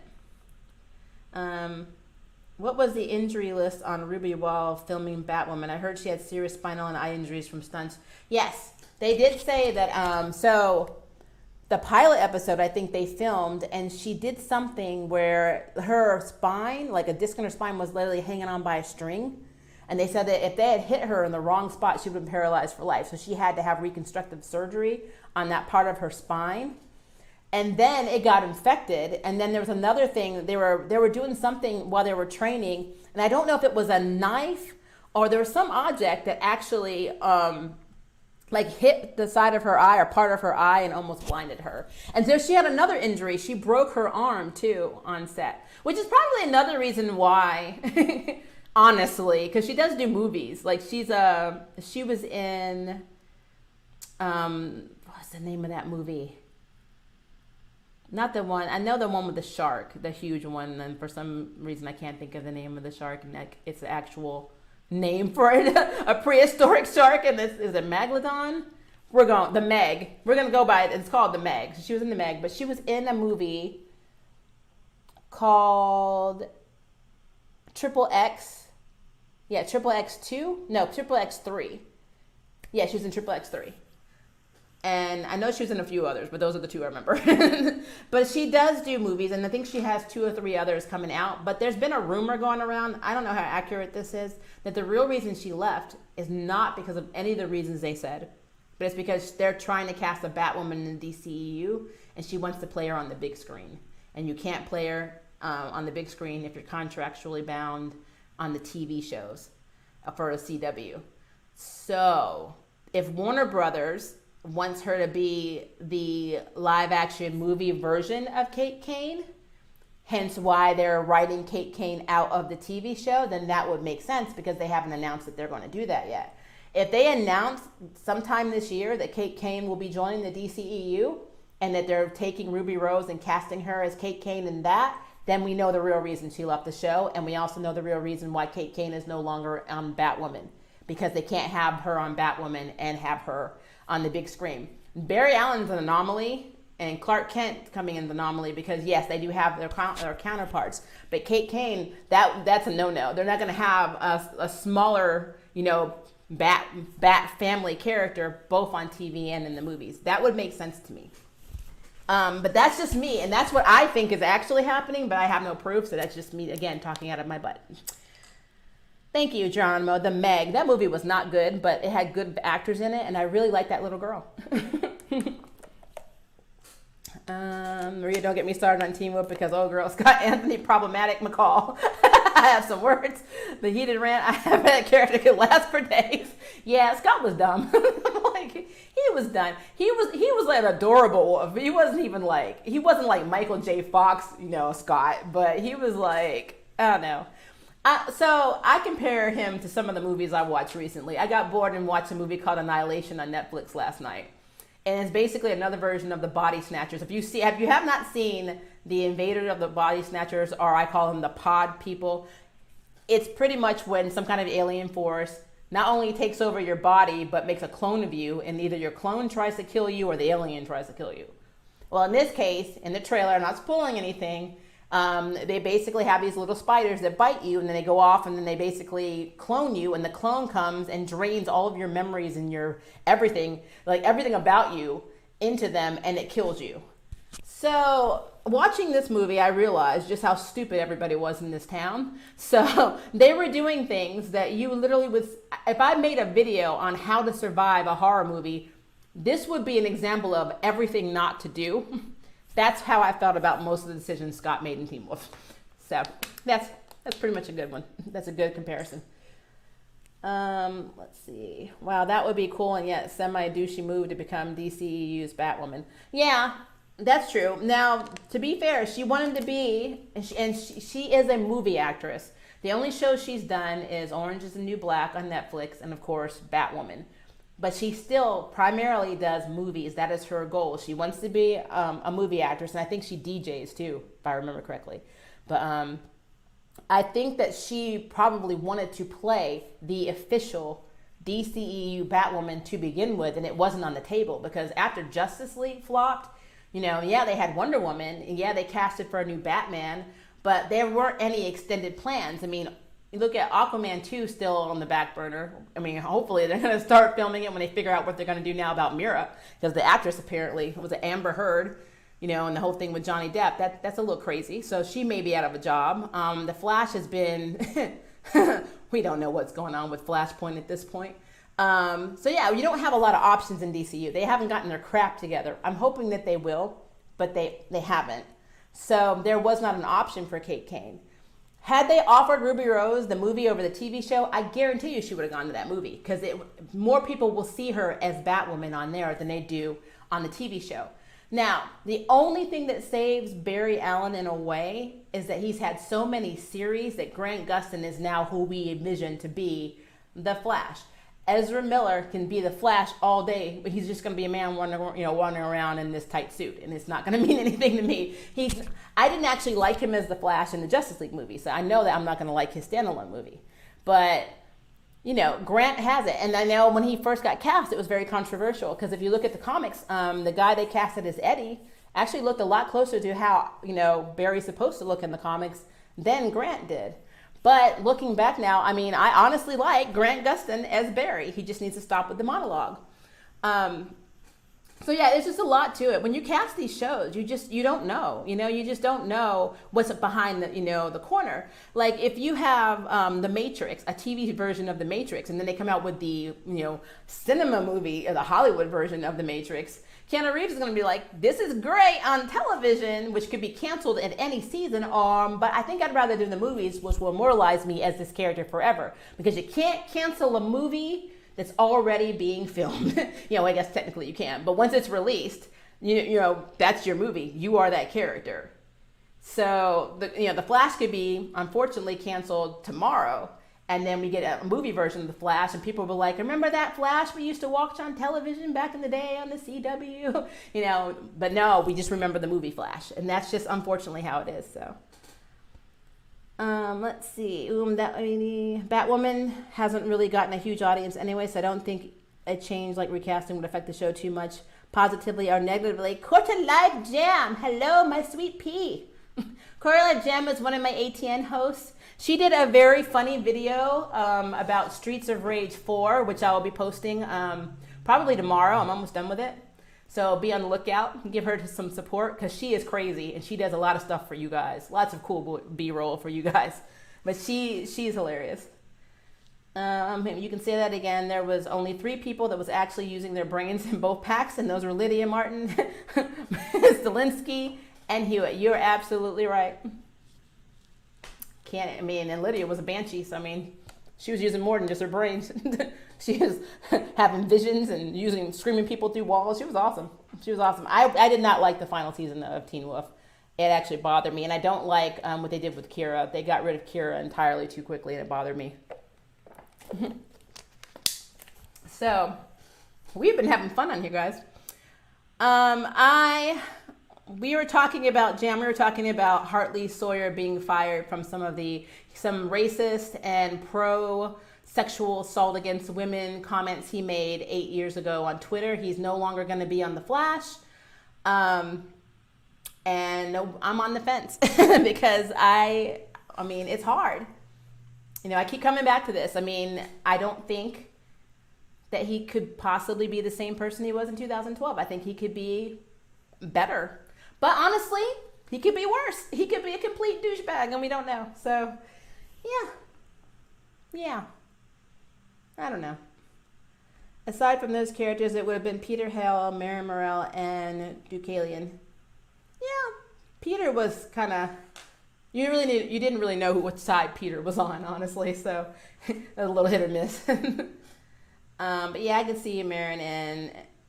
Was Deucalion the vet? I always get his name mixed up. Or was Marin the vet? Which one was the vet that I thought was really cool? The guy that was more than he seemed. Had Teen Wolf or Big Wolf on campus? Teen Wolf. Because I think the sequel, didn't it have Justin Bateman in it? I wasn't really a fan of that one. I wasn't. I'm be real with you. And I normally, sometimes I think the sequels are always complete trash. Some movies actually have better sequels. Like, I loved The Empire Strikes Back a lot more than I liked Lost Hope or Star Wars 1. And I'm going to say 1, guys. I don't consider the prequels anything, so I'm sorry. If you love the prequels, I don't consider them anything. So, yeah, I don't. So the original 3 for me are always going to be Lost Hope, Empire Strikes Back, and Return of the Jedi. And Empire Strikes Back is my favorite Star Wars movie. So in that regard, you do get those times when the sequels actually are better than the original. Teen Wolf was not one of them. Let's see. Yes, thank you for someone else thinking what I've been thinking for literally years. The last season was complete and utter trash. Absolutely. That was 8 years ago. Has he done anything on set to warrant that firing? That's what I want to know. And see, that's what we won't know. They're only going to use this excuse saying it was this thing 8 years ago. He may have done something behind the scenes, and we'd have no idea what it is. So it's one of 2 things. It's that, or because of our climate now, and because how a lot of companies are trying to not be seen as not supportive of Black Lives Matters, and half of his tweets were racially charged. That is another reason why they got rid of him. And they don't want to be seen as a company that does nothing during this climate. And a lot of companies are scared. A lot of companies do not want to be known as anti-Black Lives Matter. So it's either or. But we really don't know. We really have no idea what Hartley's like in real life. He seems like he gets along with everyone in pictures. But again, honestly. When you saw old school shows like Charmed, they always took pictures behind the scenes. They looked like they were best friends and they all couldn't stand each other. So, I mean, we know now there was heated confrontations behind the scenes. So, we don't know. We don't know. Miramar was the druid psychologist and the sister the veterinarian. Deaton, that's who I was thinking about. Deaton, thank you. I forgot his name. I like Deaton. Deaton was very cool. Kevin Hart had to resign from hosting because of homophobic tweets. It is the time that we live in. What we do say in the past comes out in the light, and it's not all golden. Yeah, that's very true. That is very true.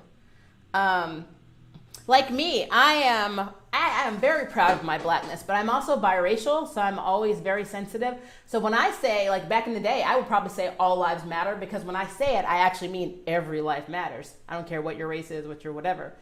But in this climate, you can't say that, because in this climate right now, seeing what's happening and not being able to unsee it, seeing people you know be harassed by police, which I have friends who have been pulled over just for being in a nice car, I am not exaggerating, or being in the wrong neighborhood that they're not supposed to be in, even though they live there. You can't say now all lives matter, because that's selfish as hell. It's not saying that all lives don't matter, but right now, Black lives are pretty much in the forefront because they are the ones that are being killed. So when you say, well, all lives matter, you're basically taking away from that struggle. And I know people don't like to hear that. I know you don't. Because yes, we're all human beings. Humanity matters. We're not saying you as a human being does not matter. But what we're saying is the people that are being persecuted right now and being murdered are basically being treated like they don't matter. And that is the message that people need to see. So I always try and throw that out there because, it's hard for people to grasp that. When people hear Black Lives Matter, hopefully nobody in this chat, but when people hear that, they want to fight and they want to get on Twitter and they want to get on Instagram. They're like, oh my God, that's so racist. It's not, it's just the climate. It's what we have. And I'm sorry if you're a Trump supporter. I am not. The climate that he has perpetually made worse from all of his racism and his homophobia and his idiocy. This is all a result of his actions and his followers, because he literally gets on this political, as a president, you have a platform. And when you are praising people for marching for the KKK, saying that they have the right to do something, but then you're firing shots and gassing people who are doing marches that are Black or any other nationality, Muslim, he hates Mexicans, any other nationality, you are basically showing the U.S. and all of the people that are closeted bigots and closeted haters that it's okay to be that way. When we had Obama in office, no matter how you felt about him, we didn't have this. Yes, we always had police brutality. Yes, we always had Black people getting shot up by police. But it's not to the climate of everything. Like Muslims are evil. Everybody's evil now. Everybody who was not white or a Trump supporter, you're just trash. That's pretty much what people believe, and it's sad. And it's such a sad climate to live in. And I hate being political. I don't like being political on my channel, but at the same time, guys, this stuff is real. This is some real crazy. I thought that the quarantine we were under was going to be bad, and this lasted a long time. Now we're adding on to this. This 2020 is turning out to be a very interesting and shitty year. Let's see here. I was honestly pissed at how they treated Styles' character, whether that be his sexuality, mystical potential, and familial relationships. Yes, Styles is one of my favorite characters on that show. I loved him and Lydia. That's the only saving grace for me. Alyssa Milano, snake in the grass, from what I've heard. Yeah, I'm thinking Rose McGowan's a little cray-cray too. And let's be fair, Shannon Doherty didn't have the best reputation on, what was that show, 90210 she was on? So, and Little House on the Prairie, I heard she was a little diva on that. I think they just had a bunch of divas together in one series. That was the problem. People are targeting people, ruining their lives. Actions, everybody makes mistakes, but he also tweeted saying he's very offended and sensitive, but he's changed and a very nice guy. Now, snipers, I'm not saying he's not. Like I said, when it comes to Hartley, I don't know. That's the thing. That is why I'm on the fence. I don't want to persecute somebody for something they did 8 years ago. I'm not going to condone it, but I'm not going to say here in 2020, you are the same person you were in 2012 and I hate you. I can't do that. But again, we don't know what's happening behind the scenes of The Flash. We know what they put out on social media. Like right now, I could say, oh, I'm having a great life, blah, blah, blah. I could have my daughter knocked out in the corner, have my dog hanging off the balcony. You wouldn't know because you're only seeing what's in my camera right now. So we don't know what is happening behind the scenes. Could he be a good guy now? Heck yeah. This could all be really messed up. He made stupid choices and he's paying for it. And it's either fair or unfair. Could he be a complete a-hole now? Absolutely. We don't know. We're going by what the CW and the press, media are telling us, which, quite frankly, sometimes is full of crap. So it's basically up to you to make your own decision on how you feel about Hartley. I'm not going to judge somebody for supporting him. I'm not going to judge somebody for saying he's trash because I don't know either way. I am completely on the fence with this. I really am. Yes, Alan Deaton was only relevant when Scott decided to actually go to the work veterinarian clinic, or he literally brings a threat to Homer School, endangering the unaware civilians of Beacon. Yes, Deaton was cool. Deaton should have been the star of the show, fixed everything from episode 1, and then we wouldn't need any more seasons. He was very cool. Snipus, he loved his job and he was very joyful. So loving your job and being joyful is cool. If I worked on the CW, even though I think they have shady practices, if I was making like $3,000 an episode, I'd probably be very joyful too. It does not take away though from your actions. Again though, like I said, he did make these statements 8 years ago. I guess what I guess this is what we would need. We would need to have a character witness or character witnesses, both from the Flash, behind the scenes, crew and actors on the Flash, and then other places he's been in the last 2 years to say exactly what he's been talking about and the jokes he's going to make. Because I will say, once you say things like that, if you really believe them, they don't stop. You don't just all of a sudden not say anything. So I would like to know what he said and believes and has done in 2019 to now, or 2018 to now. That I think would be a fair and true assessment of what Hartley really is like. But will they do that? No, because again, because of this climate, I'm telling you, right or wrong, CW is going to cover its own butt. So, I mean, doesn't matter what we say, what we believe, damage unfortunately is done. And I don't foresee them rehiring him. I think they'll either recast his character or he will be written out. Let's see. I say, well, it's like that. My house was on fire and I'm asking you to help me put the fire out, and you're concerned about your house, and you're like, well, all houses matter, because all houses matter, not realizing that the fire will quickly spread. If you don't help extinguish what's happening in my home, it's bound to eventually hit yours. Absolutely. 100%. I absolutely agree with that. It's just put the focus on the people that are being targeted, because they are. Black people in this country are being targeted. Whether people want to believe it or not, it's happening. It is happening. Too many people are getting shot and getting killed by police officers, and nothing like these. Half the time, the cops aren't even persecuted. Even with like Brianna, she got shot in her house, and they're just now. This happened in April, and they're just now getting the officer. I mean, what is that?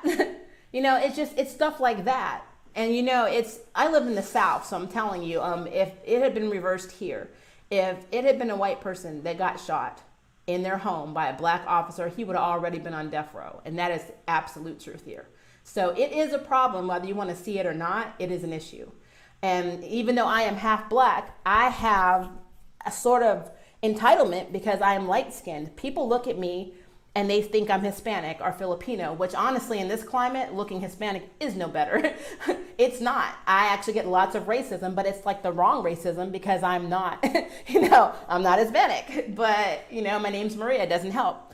But like this country we're so divided anyway. We are segregated. And here in the South, in my city, in Memphis, Tennessee, we are a blue city in a red state where our capital does not even consider us to be we're like the black, sheep of the entire state.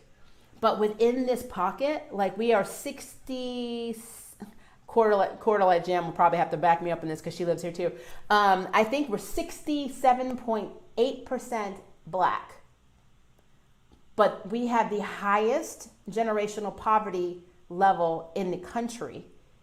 And I work in nonprofit, so I know that stat is correct. For every 4 kids in your school right now, 3 of them are homeless or have no money and are only going to school to get lunch because they don't have any food at home. And that is the sad truth about my city. Almost 68% Black, but the success rate of the Black Americans in Memphis, Tennessee are probably around like 30 or 40%. Everybody's poor, everybody's homeless, everybody's destitute here. So like, it's pretty sad. It really is. So if you can't succeed in a predominantly Black city, how are you going to succeed everywhere else in the country? And so that's what you need to think about when you think about all of the stuff that's going on right now. If you keep an open mind, though, I'm telling you, nobody is trying to tell you that all lives don't matter. No one's telling you that. They're just telling you right now you need to focus on Black lives because they're being treated like they don't matter. That's the problem. That is the whole issue. That is the whole movement. That is what's happening. They're tired of being shot. They're tired of having the cops call them for walking in a neighborhood they live in. They're tired of being harassed for the color of their skin that they have no control over. Period. That is what it is. I'm over here on my soapbox, guys. Let's see here. Let's see. My life is just as important. I'm not trying to denounce, and deduce someone else's suffering. I'm just saying that my suffering also counts. Absolutely. Absolutely. Everybody, you think we don't want to live in a world where all lives do matter? Of course we do. That's the overall goal. The goal is to have every life matter. It's just not how it played out in this country. It's just not. My life is just, I already read that. They could have done so much with Kira Yukamura, Kitsunes and Skinwalkers, but they just left her high and dry, only cared for Lydia and Styles' friendship, not the relationship. Due to, I wanted to see growth from both because feelings changes as you grow older and wiser. Yeah, but I mean, as far as all the pairings go on that show, they were probably still my favorite pairing because all the other ones didn't make sense. Like even with Scott and Kira, I loved Kira as a character, but I thought they were really boring together. But yeah, they really messed Kira over. Arden Cho is a very good actress, and she's very good at martial arts, and she does really cool projects, even like YouTube track. If you haven't seen one by Niga Higa, there's one called Agents of Secret Stuff that she's in, and she's hilarious, and I think you would really enjoy it. But she's a very good actress, and I felt so bad that they just wrote her off like that. But they do that a lot with Asian characters, unfortunately, too. Let's see. What if it was an episode? Yeah, I'm not following you. What do you mean, Snipes? And it's ironic making a whole app about change, but they can't accept the fact that Hartley changed. Hey, I can see that. I could totally see that. I could see them just saying, hey. But the only problem I have with all of this is basically, honestly, what are they going to do with Sue? Because Sue is the highlight of this, not Ralph. Ralph's just helping her. So, like, she's framed for murder by, Eva for Carver's death. And Ralph is just supposed to be helping her. Now, if you know anything about the comic books, you know that Sue gets killed anyway. Like, I don't mean to spoil anything for you, but I mean, it's pretty sad and it's done. They get married and then she ends up getting killed. That may not even happen in the Arrowverse because Iris is still alive. So, Iris actually did die in the comics. She came back when they retconned, especially in New 52, but, Barry's had a few women in his life, like Fiona. But I think it's going to be really hard for Ralph to help Sue out of her predicament if he's not around. So that's why I think that it's going to be something along the lines of them being on the run. They may be on the run, and then when they come back, he takes on a different persona or something, so people don't recognize him, as the one helping her.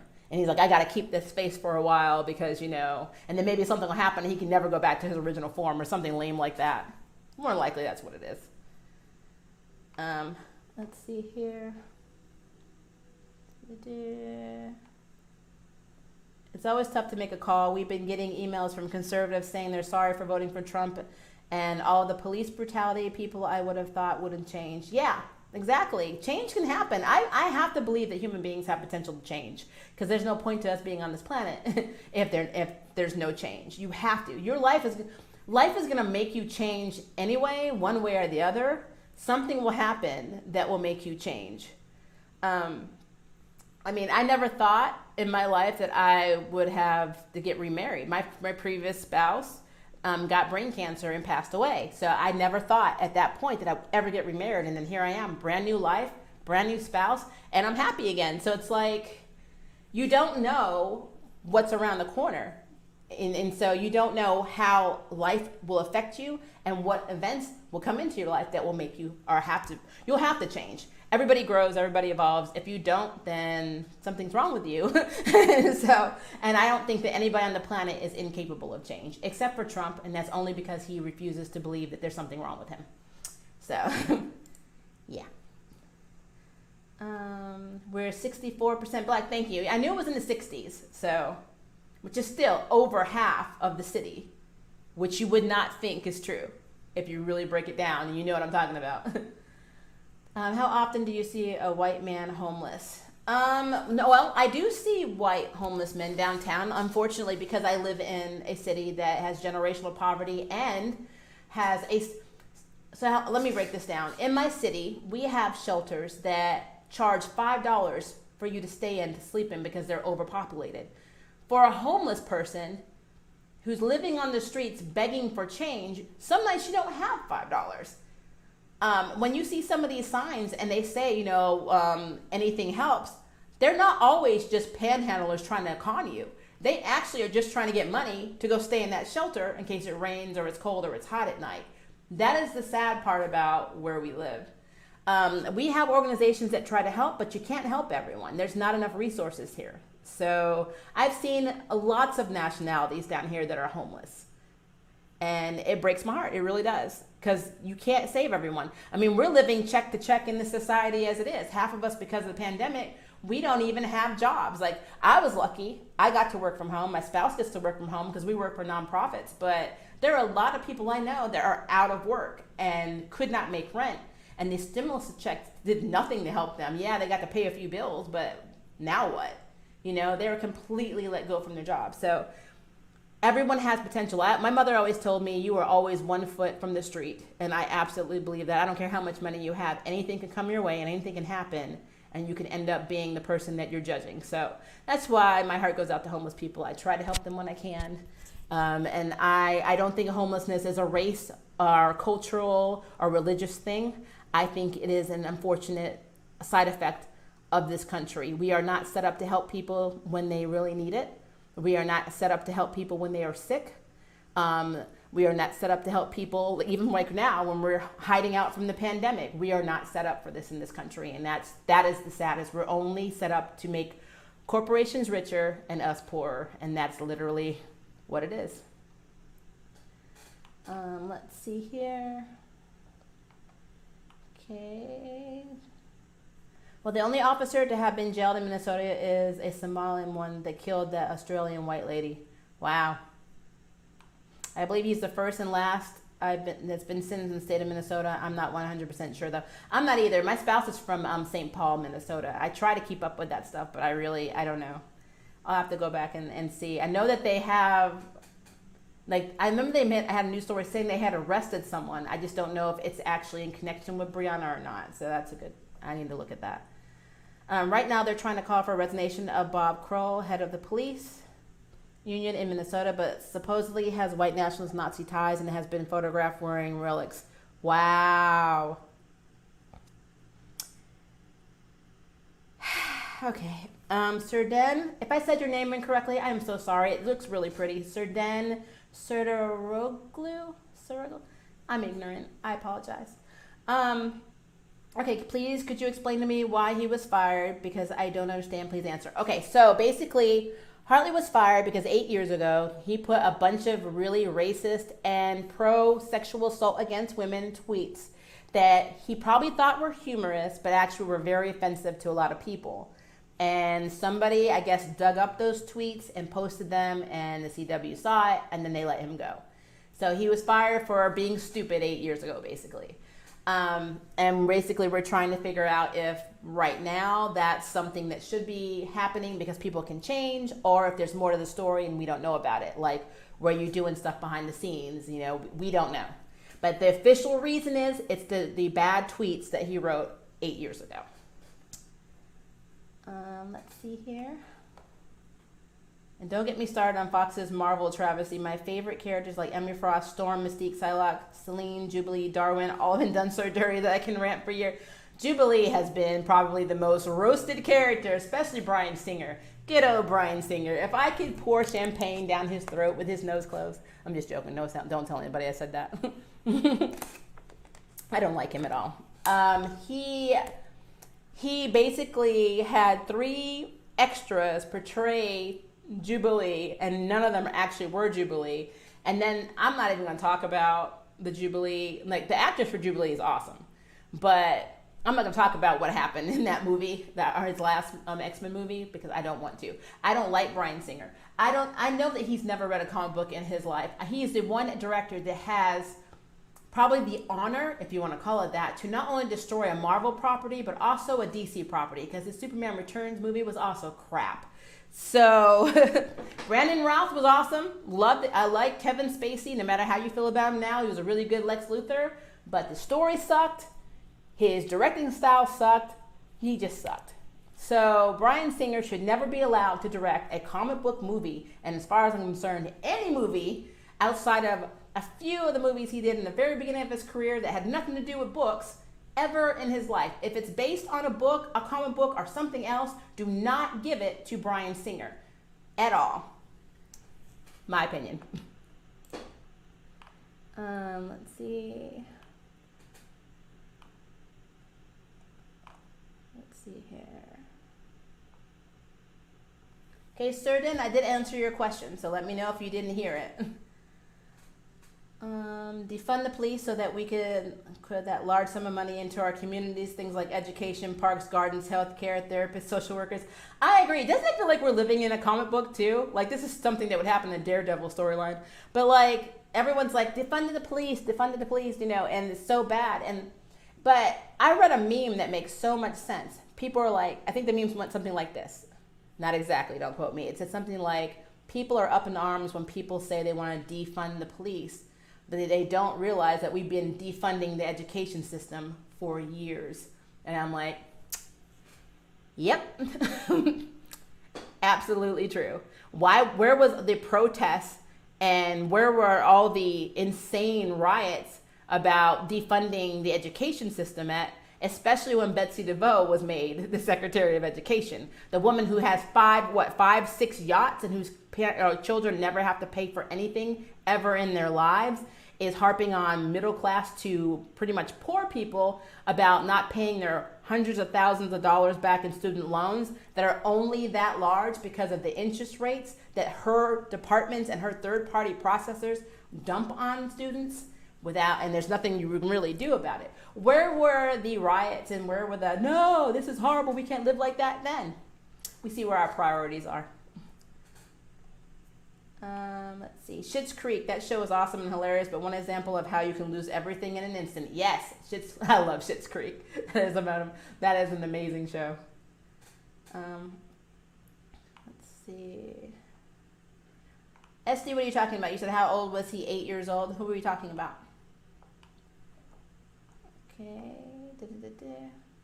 27. Oh, you must have been talking to Nicholas. Okay. Didn't even consider that age might be a factor. Ooh, he was feeling Shane Dawson saucy back then. Yes. Yes, he was. Jubilee is the most important Marvel character to me. She introduced me to comics, the first Asian American character I could relate to in comics. Yes, absolutely. And you know, I love Psylocke, but actually I love Revenge. One of my first videos from my channel was about Psylocke and if Psylocke was problematic. Because deep down, I don't believe in blackface. I also don't believe in taking on another person's, ethnicity or culture that is not your own. And a big example of how Marvel screwed this up is by having Betsy Braddock being trapped inside of Kwanan's body, who is Japanese. And that, to me, because she was still treated as white, and it was not culturally accurate, especially during the time period. So it was really funny though, because the big thing about Betsy Braddock getting her original body back, everyone was like, "Oh my God, they whitewashed Psylocke." But if you're not an old school comic book lover, you didn't know that actually Psylocke was originally white and British and was Captain Britain's twin. You didn't realize that. So I always thought that even though I love Psylocke, and I actually love, now her name is Psylocke again in Hellion, so I do love Psylocke. I love Revanche. I love Quanon. Betsy Braddock was not that interesting of a character. And there's many times in the comic books where she even states that Quanon made her better. And it's true. She was boring as hell. And so I would love to have said that Psylocke was another really role model type character for Asian Americans, but I don't think that's true. I'm not Asian. I only have 3% or 8% according to my 23andMe. My daughter's half Asian. My spouse is Asian, and they don't seem to be, when I talk about Psylocke, they're not like, well, that's the one that I relate to the most. So I don't know. I kind of feel like you're right. Jubilee was absolutely, if we're going to break it down, the 90s cartoon paid homage to her being Asian. Everything I've seen Jubilee in the comics, if it's Generation X, all the way to the X-Men, she did a stint on X-Force. I mean, she's always been the most recognizable Asian comic book character, period, for me, especially in Marvel. So, yeah, I think Bryan Singer effed that up, but he effed up everything. So he did not do justice to anyone. The only casting choice that made sense was Patrick Stewart as Xavier, and I was pretty happy because I actually did like Hugh Jackman as Wolverine. But I'm telling you, even that was problematic because we all know that Wolverine's 5'3" and not 6'1". So, but we had to suspend our disbelief. But no, I kind of feel like Jubilee really should have. I think they should really do more with her. And they are doing a little bit more now, but I really think her and Sync. You remember Sync from Gen X? I love Sync. Sync was cool. Evan was cool, or Emmett was cool. Let's see, Helen, you are absolutely right about Bryan Singer. He destroyed the X-Men movies. Yes, and Superman Returns, and he's doing, I think, some Jules Verne's movies. So he's going to mess those up too. Maria, seriously, he had Darwin, the mutant that could literally adapt and live through what seemed like anything, and he let him die by energy blast. Yep. Because he didn't know that. See, you're people, when I talk to people about Bryan Singer, I'm like, don't be under the impression that he knows anything about comic books. He knows zero. So, and as a queer person, it is very offensive to me when you use your sexual orientation as an excuse for people not liking your movies. Because that's one of the things, people don't like my movies because I'm gay. No, we don't like your movies because they're bad. And then the Superman Returns movie, he said he wrote a superhero movie for women. And I'm still trying to figure that one out. I'm like, your excuses are lame because you're lame because you can't direct anything. So it's fine. Let's see here. Right on the money. Honestly, Jubilee of the 90s cartoon was my first exposure to Marvel and comic books. Yep. Yeah, a lot of people were exposed to X-Men as a whole because of the cartoon. Like that cartoon, I actually enjoyed it a lot. It wasn't completely canon, but it was very close. And I mean, I really feel like that was probably one of the best, adaptations of X-Men animated that we've had to this date. And I mean, yeah, they've had a few Japanese anime versions of X-Men, which were pretty cool. But that cartoon just stands out to me as one of the best ones. The voice acting was awesome. The storylines were awesome. I just really love it. Even the theme song. That theme song to this date is in my head. So, love it. Absolutely love it. Let's see here. So, I think, since we were talking about Arrowverse, and we're talking about how, we got Ryan Wilder coming up. We got Hartley, or I guess Ralph, going out. I wonder what's next. I wonder I'm really hoping, let me knock on wood, because I say that, I might jinx some stuff. I'm hoping that Black Lightning's not touched. I wonder if something's going to happen in Supergirl. Somebody told me, I did not read this anywhere, so please let me know if you did, that the character Dreamer was going to be on Legends of Tomorrow now. Is that true? Did anybody else hear that? because I was trying to find, I Googled it, I didn't see it anywhere, but somebody had posted that to me, or actually said that to me in one of my chats. So if you know anything about that, let me know, because I was under the impression that she was just going to stay on Supergirl, so I'm confused. I'm a little behind on Supergirl too. Let's see. And Monica Rambeau, I love Monica Rambeau. Don't forget about X-Men Evolution. It was great as well. It was. X-Men Evolution was a really good show, but since my love was my 90s cartoon, which predates that, that's still, to me, it's in my heart. It's like the Spider-Man animated series, the first one, the 90s version. I loved it. Was it over dramatic with the acting? Yes, but so was Thundercats and everything else, so why not? I mean, Voltron, come on, nobody screams at each other like that. But these are actual shows that just you grew up with, and I'm a little bit older than some of you probably, so I'm in my 40s. So like my cartoon years were in junior high and high school, and I graduated in '95, so that's why I'm it's like a sentimental thing. I love the 90s version of X-Men. There is a show called Good Witch, which is it's hilarious. It's a Hallmark show, where queer people like myself aren't allowed to live. But one of the characters is a mayor, and the character's name is Martha. She plays Jean Grey in the original 90s X-Men series, but when you see her, you will not think that is her at all. Her voice doesn't sound the same. She's a lot older. She thinks she's in her 60s now, but that is Jean Grey's actress, and it's absolutely hilarious. And in real life, she married Professor Xavier's voice actor. I think they're divorced now, but it's very interesting, the connections you meet when you see other people on TV shows, and you're like, huh. I just happened to look at her IMDb one day, and I'm like, she was Jean Grey. So yeah, it's pretty cool.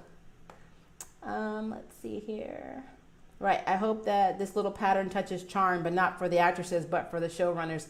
Yes. J-Man, we've already talked about this on my charm video. Look, it's like Crisis on Infinite Earths. Let's not talk about season 2 right now. Let's see. I can check out CW stuff to see if those claims are true. Thank you, Jam. I really would like to know if Dreamer is no longer on that show. Bobby wasn't a fan of X-Men. That's fine. I mean, like I said, some people were I was into a lot of stuff when I was younger. I liked Gen 13, which never really went anywhere. I don't think they ever made an animated version of Gen 13. I've liked Wildcats, not the animated version, but I like the comic book series. I also like Grifter, who was also in Wildcats. I liked his spin-off series, who was always a crazier version of Gambit to me. So there's tons of comics that you could be into, and so you don't have to like everything. But I don't know, that one resonated with me for some reason. I just really liked it. I liked the Spider-Man 90s cartoon. I thought that was really well done. Just this voice actor screaming Mary Jane just cracked me up all the time. But it was really well done. But I like old schools. I like Silverhawks. So if you ever watch stuff like Silverhawks, Saber Rider and the Star Sheriffs, I love all of those old school cartoons. So, everybody has a preference. I need to bounce. YouTube actually gave me a notification for one of your stream uploads, and I've been subscribed forever, and I thought that you simply decided not to do the channel. Oh, SD, I'm sorry. Yeah, I do live streams every so often, and I also put lots of videos up. So you have a lot of videos that you can go peruse at your leisure when you have time. But thank you for joining us. We aren't going to be in here much longer because we're almost at 2 hours, so probably another 10 minutes, and then I'll wrap it up. But I love hanging out with you guys. Let's see, this has been an awesome stream. I look forward to the next one. Bye, SD. The animated series was the thing that pulled me into X-Men aside from the comics. And then once X-Men Evolution came around, I was like, yes, give me more of that, but then canceled. That was Hawks. Yeah, I liked what they did with Rogue in that series. I think that one was done completely in Canada too, because they had Scott McNeil, I think, still as Wolverine. So I really liked that series too. But my 90s X-Men, love it. I love how they did the Morlocks in the 90s cartoon. I think they were very comic accurate. Let's see here. I meant the TV show I loved. The comic was more of the Chris Claremont X-Men. Yes, it was.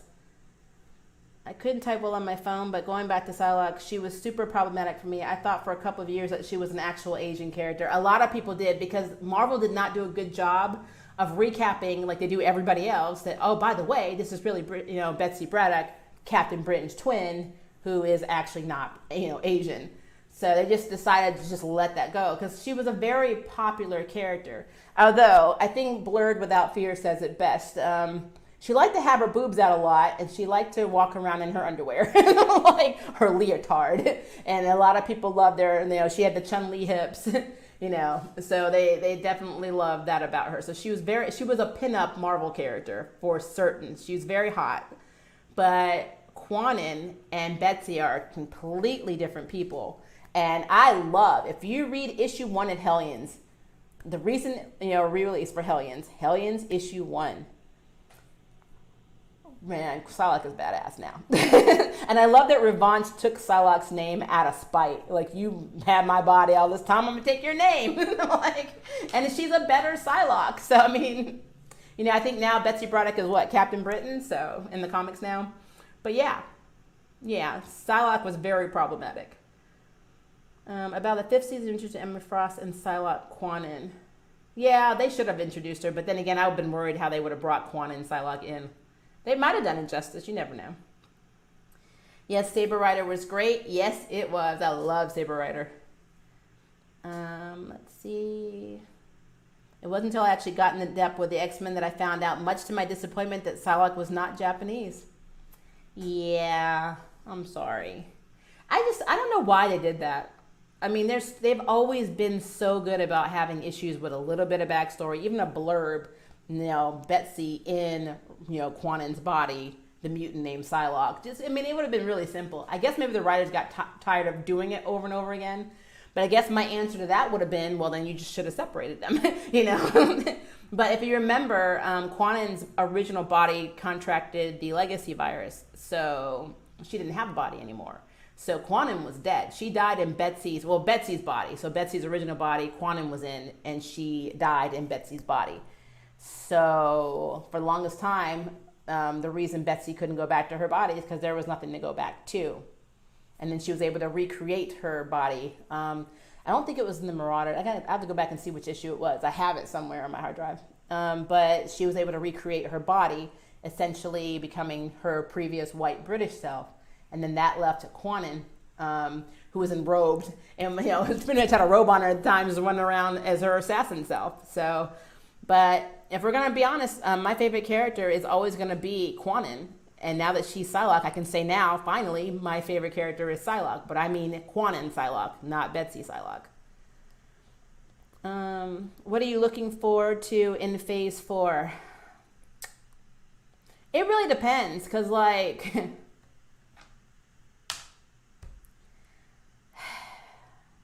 so me and Jam, we have a hatred for Captain America. So we're both Captain America MCU. So we're both very happy that Captain America is no longer in the MCU. Please don't hate me for that, but it's true. I think that Steve Rogers in the MCU was a Mary Sue. He got everything he wanted in the end. Everybody sacrificed but him, but he talked a bunch of crap to everybody throughout the series, all of the movies. So, yeah. The one thing I am happy about in Phase 4 is that we're not going to have Captain America anymore. But I know. I have not looked at the latest videos. I know they've announced a bunch of stuff. I didn't know. I wasn't sure how far we were in filming, because I know that Black Panther, from what I know, Chadwick hadn't signed a contract for the sequel, or maybe it was something about money, not him not making what his counterparts made in their movies, and he was literally the title character, which if that is what's going on, that is messed up. And now I think because of what's happening right now, he probably will get that raise. But I wasn't sure if they had announced anything in terms of casting. And I think we were going to get Monica Rambeau, adult Monica Rambeau, but then somebody told me she may have been recast. I don't know. It's all up in the air. I need to actually watch a video and then do a separate video on my thoughts on what's going to be happening in the Marvel universe. I do hope they do incorporate more of the Illuminati, because I love Doctor Strange, and I think pairing him up with Xavier and Reeves, Richards, and everybody who was very instrumental, which means X-Men has to be involved, would be awesome, considering where we were left off. it looks like we may be going the route I think we're going, but I have to actually look and see what they've announced. So if you have any like insight on that, because I have been very behind on that. I have not looked at any of the Phase 4 Marvel movies because of COVID, I just figured that nothing was happening. I know they were planning, but nothing was like announced yet. I'm glad you mentioned Blurred Without Fear. I watch his channel. Yeah, he's one of my bestest friends. We've been friends for a long time. He's known my daughter since she was young, and she's 20, almost 24 now, so long time. He has the sweetest little girl, too. Okay, so Dreamer will be in Legends. Okay. Huh. I wonder what's going on with that. Why is Dreamer going to Legends? I know that they lost another character. Couple actually. I think Brandon Ralph's gone, Nora's gone. I didn't watch the last episode, or last 2 episodes, but I heard a rumor that somebody else left. As long as Constantine stays, I like Sarah and Ava too, but as long as Constantine stays, I'm okay. But I wonder why Dreamer is going over to Legends. Is there a problem on the Supergirl set? I hope not. Quanon stealing Salak's name is less than fair if you think about it. Fallen Angels put forth a significant retcon. Apparently Quanon was fully aware of Betsy piloting her body all these years. Yep. That's why she took her name, because that was out of spite. Jam, well, it's planned anyway. Okay. I won't announce Jam's job, but Jam is in bed with the CW. I'm just joking. She has a connection to the CW, so if Jam tells me something's going on in CW, I know it. Don't ask her any questions because she's not going to answer you. Quanon kind of deserves more for what she suffered. I agree. I think Quanon should have her own series, but she's not going to. But I really think they should. But I mean, her role in Hellion so far is pretty badass. She's very cool. She is very, very cool. I like her in Hellions a lot. She is the perfect character to keep all those crazy, mutants in check, because she doesn't play, and she basically has said and stated, I think one of the characters said something along the lines of, this character will not listen to anybody that he doesn't think is a threat and can take him down. And she's like, literally, well, that won't be a problem. I'm like, and she's not wrong. If Captain Britain were fighting Psylocke Quanon right now, Quanon would still beat Captain Britain to death. So we all know it. So Quanon's badass, self and essence is a little bit of a reward for all the stuff she went through. Hell, I know that I might be in the minority that thinks Emma Frost is a relatively decent person and was highly pissed that they brought in Hope Summers when they had Sync. Yeah. So Emma Frost gets portrayed in Bryan Singer's universe as a horrible person with no redeeming qualities. But in the comics, she really did. And I mean, a lot of people got mad at her for, having a relationship with Scott Summers. Like, Scott Summers didn't do this before. Madeline Pryor. You didn't realize she was a clone, but you still did it. And he's had flirtatious, relationships with a lot of mutants in the X-Men universe. So, I mean, Scott Summers is a big boy. Stop hating on Emma Frost because they were together. That's just stupid. But yeah, I agree. Emma Frost is she's a very complex character. She's not completely bad. She's got there's lots of aspects of her personality that are actually really, really cool. And I just think that the people she had kept company with are basically too much of a reflection of who she is when it's not who she is. Let's see. Foxverse, Quicksilver is apparently being cast into WandaVision. Is that true? I don't know. And my problem with that isn't he dead? I mean, is it like a flashback episode? Because, even in the movies, Quicksilver and Scarlet Witch's relationship was a little too weird for twins. They're a little too incestual for me. I know they had that in the comics and some versions. I think the one where Wolverine turned out to be their dad, which is crazy. They were incestual twins, and he even walked in on them doing it, which is no. But again, she's problematic for me because they couldn't use X-Men and mutants originally when her character was first created. So she's essentially a metahuman out of a test tube and not an actual mutant, which makes zero sense since, of course, her and Quicksilver and Polaris are all Magneto's children. So it's problematic. but it is what it is. Let's see here. What is this? I think I went down too far. And don't get me started on my boy David Elena, aka Prodigy. Yeah, I'm hoping with our new X-Men and Marvel runs that a lot of these characters have a new birth. And I think that is what's happening. A lot of them are getting new births. So I'm gonna see what happens. We still have some issues to catch up because COVID kind of slowed down the release dates of some stuff. So I'm gonna see what happens with all of these characters. I agree. Emma Frost is a compassionate person underneath it all. Yes, she is. I would seen him more as Tommy Shepard, aka Speed, one of Wanda's sons. That was the power of Quicksilver. Heard that Supergirl is being canceled. Just a rumor. Huh. Bye, Jam Jam. Love you. I will call you later. I don't really know if...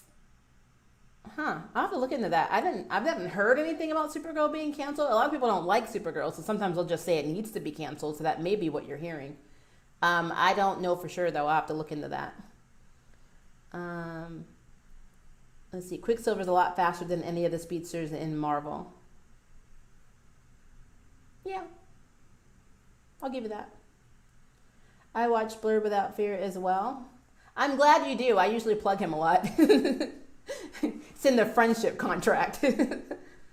Someone explained to me what The Living Hell was, the Gifted season 2, because it just didn't make any sense. I watched one, like the season finale of one when they got like taken. I think Polaris was taken and the twins were taken. I don't know if they're twins. I can't remember how far back. I think they're twins. But I don't know. I don't know. I need to watch it. I'll watch it and then I'll say the same thing. What the hell just happened? Hey, Logan and Jean ain't innocent. Of course not. Like, Logan, first of all, Logan can never have innocent by his name. And no, Jean's not innocent by any means at all. The only thing I feel bad about with Jean Grey is that when she was kidnapped and her clone replaced her and her clone got pregnant, that Scott didn't know the difference. It's kind of like a Barry Iris thing with Mirrorverse Iris in this season. She had a hard time getting over the fact that her man couldn't tell her apart from her clone, which is not fair, really. But I felt bad because she wanted to have a baby with him, and this clone had one first, and that messed her up a little bit. It really did. But yeah, she's done some shady stuff. So I'm not like other people. I am not a Jean Grey fan. I don't hate her. She's just mad at me. I mean, she was cooler as Phoenix, but I don't really care either way. I really don't. I actually want to see more of Frenzy and Dawn of X. I'm surprised that she wasn't included in the Hellions team up. Joanna Cargill is outrageously underrated. Yes. But again, we don't know what's going to happen around the corner. I think that we're going to have a lot more character interactions because they seem to be going off on side missions. So, and Sinister's a butthole. So I am actually loving the direction that Hellions is going in right now. So I'm hoping by the end of this run, I'm hoping that I'm going to be raving. I'm trying to get enough story to do a video on it because I want to do a continuous continuity video, but I don't have enough yet. So let's see where it goes. Thank you, Maria. I've been saying that Scott Summers are horrible for a long time. And yes, he literally knocked up Madeline Pryor and dropped his son at a literal drop of a hat once Jean came out. Yep. See, Scott Summers has the Oliver Queen book of responsibility when it comes to women. So, it's what it is. I don't know. Maybe they have the same writer. It's like, oh, you have my baby. I love you. Oh, wait, you're not my real wife? Well, have fun with that. Take that with you. But it's just Scott Summers. But Scott Summers is a very good leader, but he's also boring to me. I don't like boring characters. He's a little bit more interesting right now in Krakoa, but that's only because they pretty much revamped the entire world. But he's pretty boring. He's a boring character, so no. As I always thought him and Jean were actually made for each other because they're both very... One of the things that Jean really did that bothered me the most was, I don't know if you guys remember this, when Iceman came out, he didn't come out, Jean Grey outed him. Like, she literally was like, "Are you gay?" And I'm like, "You're gay, right?" I'm like, smooth telepath. I'm like, let's see here. And that being said, he clearly has a type. Yep. Read Champions. He was great in it. I'll have to. A lot of his boringness is writer perspective, and I know that. That's with every character, or with every comic book character. So I know that whoever has the mantle, that's pretty much who. Because I'll give you an example. I am a huge Spider-Man fan. I love Spider-Man. I love Miles Morales' version of Spider-Man. One of my favorite is Spider-Man Noir. I actually love Spider-Man Noir. If we're talking about Spider-Verse, I don't know why. I just do. But I just feel like whoever writes Peter Parker is either going to make him an idiot, lazy, a womanizer, or really bad at being Spider-Man. Like, no strategic anything. He's supposed to be really, really smart. But unfortunately, like, let's look at Superior Spider-Man. When, Doc Ock took over his body, he was like a flippin' 5.0 upgrade as Spider-Man and Peter Parker. He was no longer poor. He owned a company. He didn't patrol around the city wasting web fluid because he had made little spider bots that went out and looked at everything simultaneously and signaled him when there was an issue. Something that Peter Parker would never have thought to do. Because even though he is a tech genius and a science nerd, he doesn't use his brain. So, yeah, it just depends on who's writing it, honestly. And unfortunately, he has had a lot of bad writers, and Cyclops has had a lot of bad writers too. I like Silk.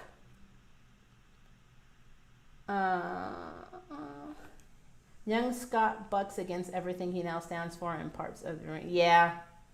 I would live on Krakoa too. I just think it's funny that they never made like contingencies for the villains, for the mutants that were out to conquer the world. Like, well, we don't want to imprison them. What do we do with them? Everybody has a right here on the island. What do we do?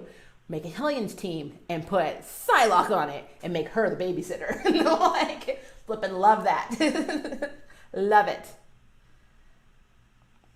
Let's see. She's my favorite spider totem hero. Second favorite hero in general, as she is the best Korean American hero in Marvel right now. I agree with that. I do. I'm trying to think. There is somebody else that I really like who is Asian American. For some flippin' reason, it is not popping in my brain right now, but it will. And I don't know if she's DC, Marvel. She could be Image. She could be Dark Horse. I know it's a girl. She's gonna come to me. There is a fly in here. I'm about to lose my mind. Maria, I was seriously ticked by that moment because Jean ripped a moment from him to figure himself out away from. Yep, she just outs him like, Bobby, you're gay. To this day, that's one of the most aggravating things. She's done some aggravating stuff, but that is one of the most aggravating things. This is supposed to be not only a telepath, but somebody who has a psychology degree. And she outs somebody. And I'm like, what? That is bad writing. So I can't blame the character completely because it's the writer. The writer who wrote that is an idiot. And I need to go back and look. I didn't know who it was. I need to go back and see. And if it's somebody I like, I'm going to be very angry because they know better. They should know better. But yeah, that is crazy. Let's see here. Take care. Great talking to you again. Bye, Eric. We're about to wrap up because we've been over 2 hours. I need to go eat dinner soon. I'm going to take a few more questions and statements. Let's see here. And then make Bobby just roll with it and not be pissed at her. Yeah, that's bad writing. Hashtag freeze the psychic chicken. That's funny. But yeah, so really quickly, guys, just put in the comments below because I know that we need to go. I think we've been over a little bit over 2 hours. Where do you think the Flash storyline is going to go now? I want your best theories. Like, I know we said some stuff in here, but just write out a summary. I really want to know where you think what can they possibly do to not make this an obvious suckage in terms of where Ralph is going to go, especially in relation to Sue. Please put that below because I really want to know what you think about that. Could you argue that young Jean Grey is practically a separate character in and of herself? She was to me, to be honest. Yes. And that statement alone basically goes back to what we're saying about Hartley Sawyer, how who he is in 2012 may not be who he is in 2020. Same with Jean Grey, her younger self and her present self, and even her in between those years selves are completely different people. And I think she was affected a lot by Phoenix, and then she's been affected a lot by Sinister, and she's been affected a lot by, you know, Madeline Pryor and Scott himself. So she's a victim of a lot of stuff. And let's not forget what happened with Onslaught, which is a whole other conversation. So, yeah, I do think that Jean Grey is essentially much different. But again, everybody makes mistakes, and it is a comic book universe. We may love them today. They may do something completely horrible tomorrow. It's just the nature of comics, unfortunately. And that's why we just say, why did that happen? Because comics. That's literally the only statement you have. All right, but guys, it is time for dinner. Thank you so much for joining me. Yay! Don't forget to let me, please let me know what you think about The Flash. And if you have not subscribed, which hopefully you have, please do and like this video. And I will be doing another, probably another live stream, I want to say on Sunday, but I will check on that and I will let you know what it's about because I have to work that out with my collab person. But until then, have a good night. And thank you for approaching the nerd. And don't stay up too late. And wear your mask. And Black Lives Matter. Bye, guys.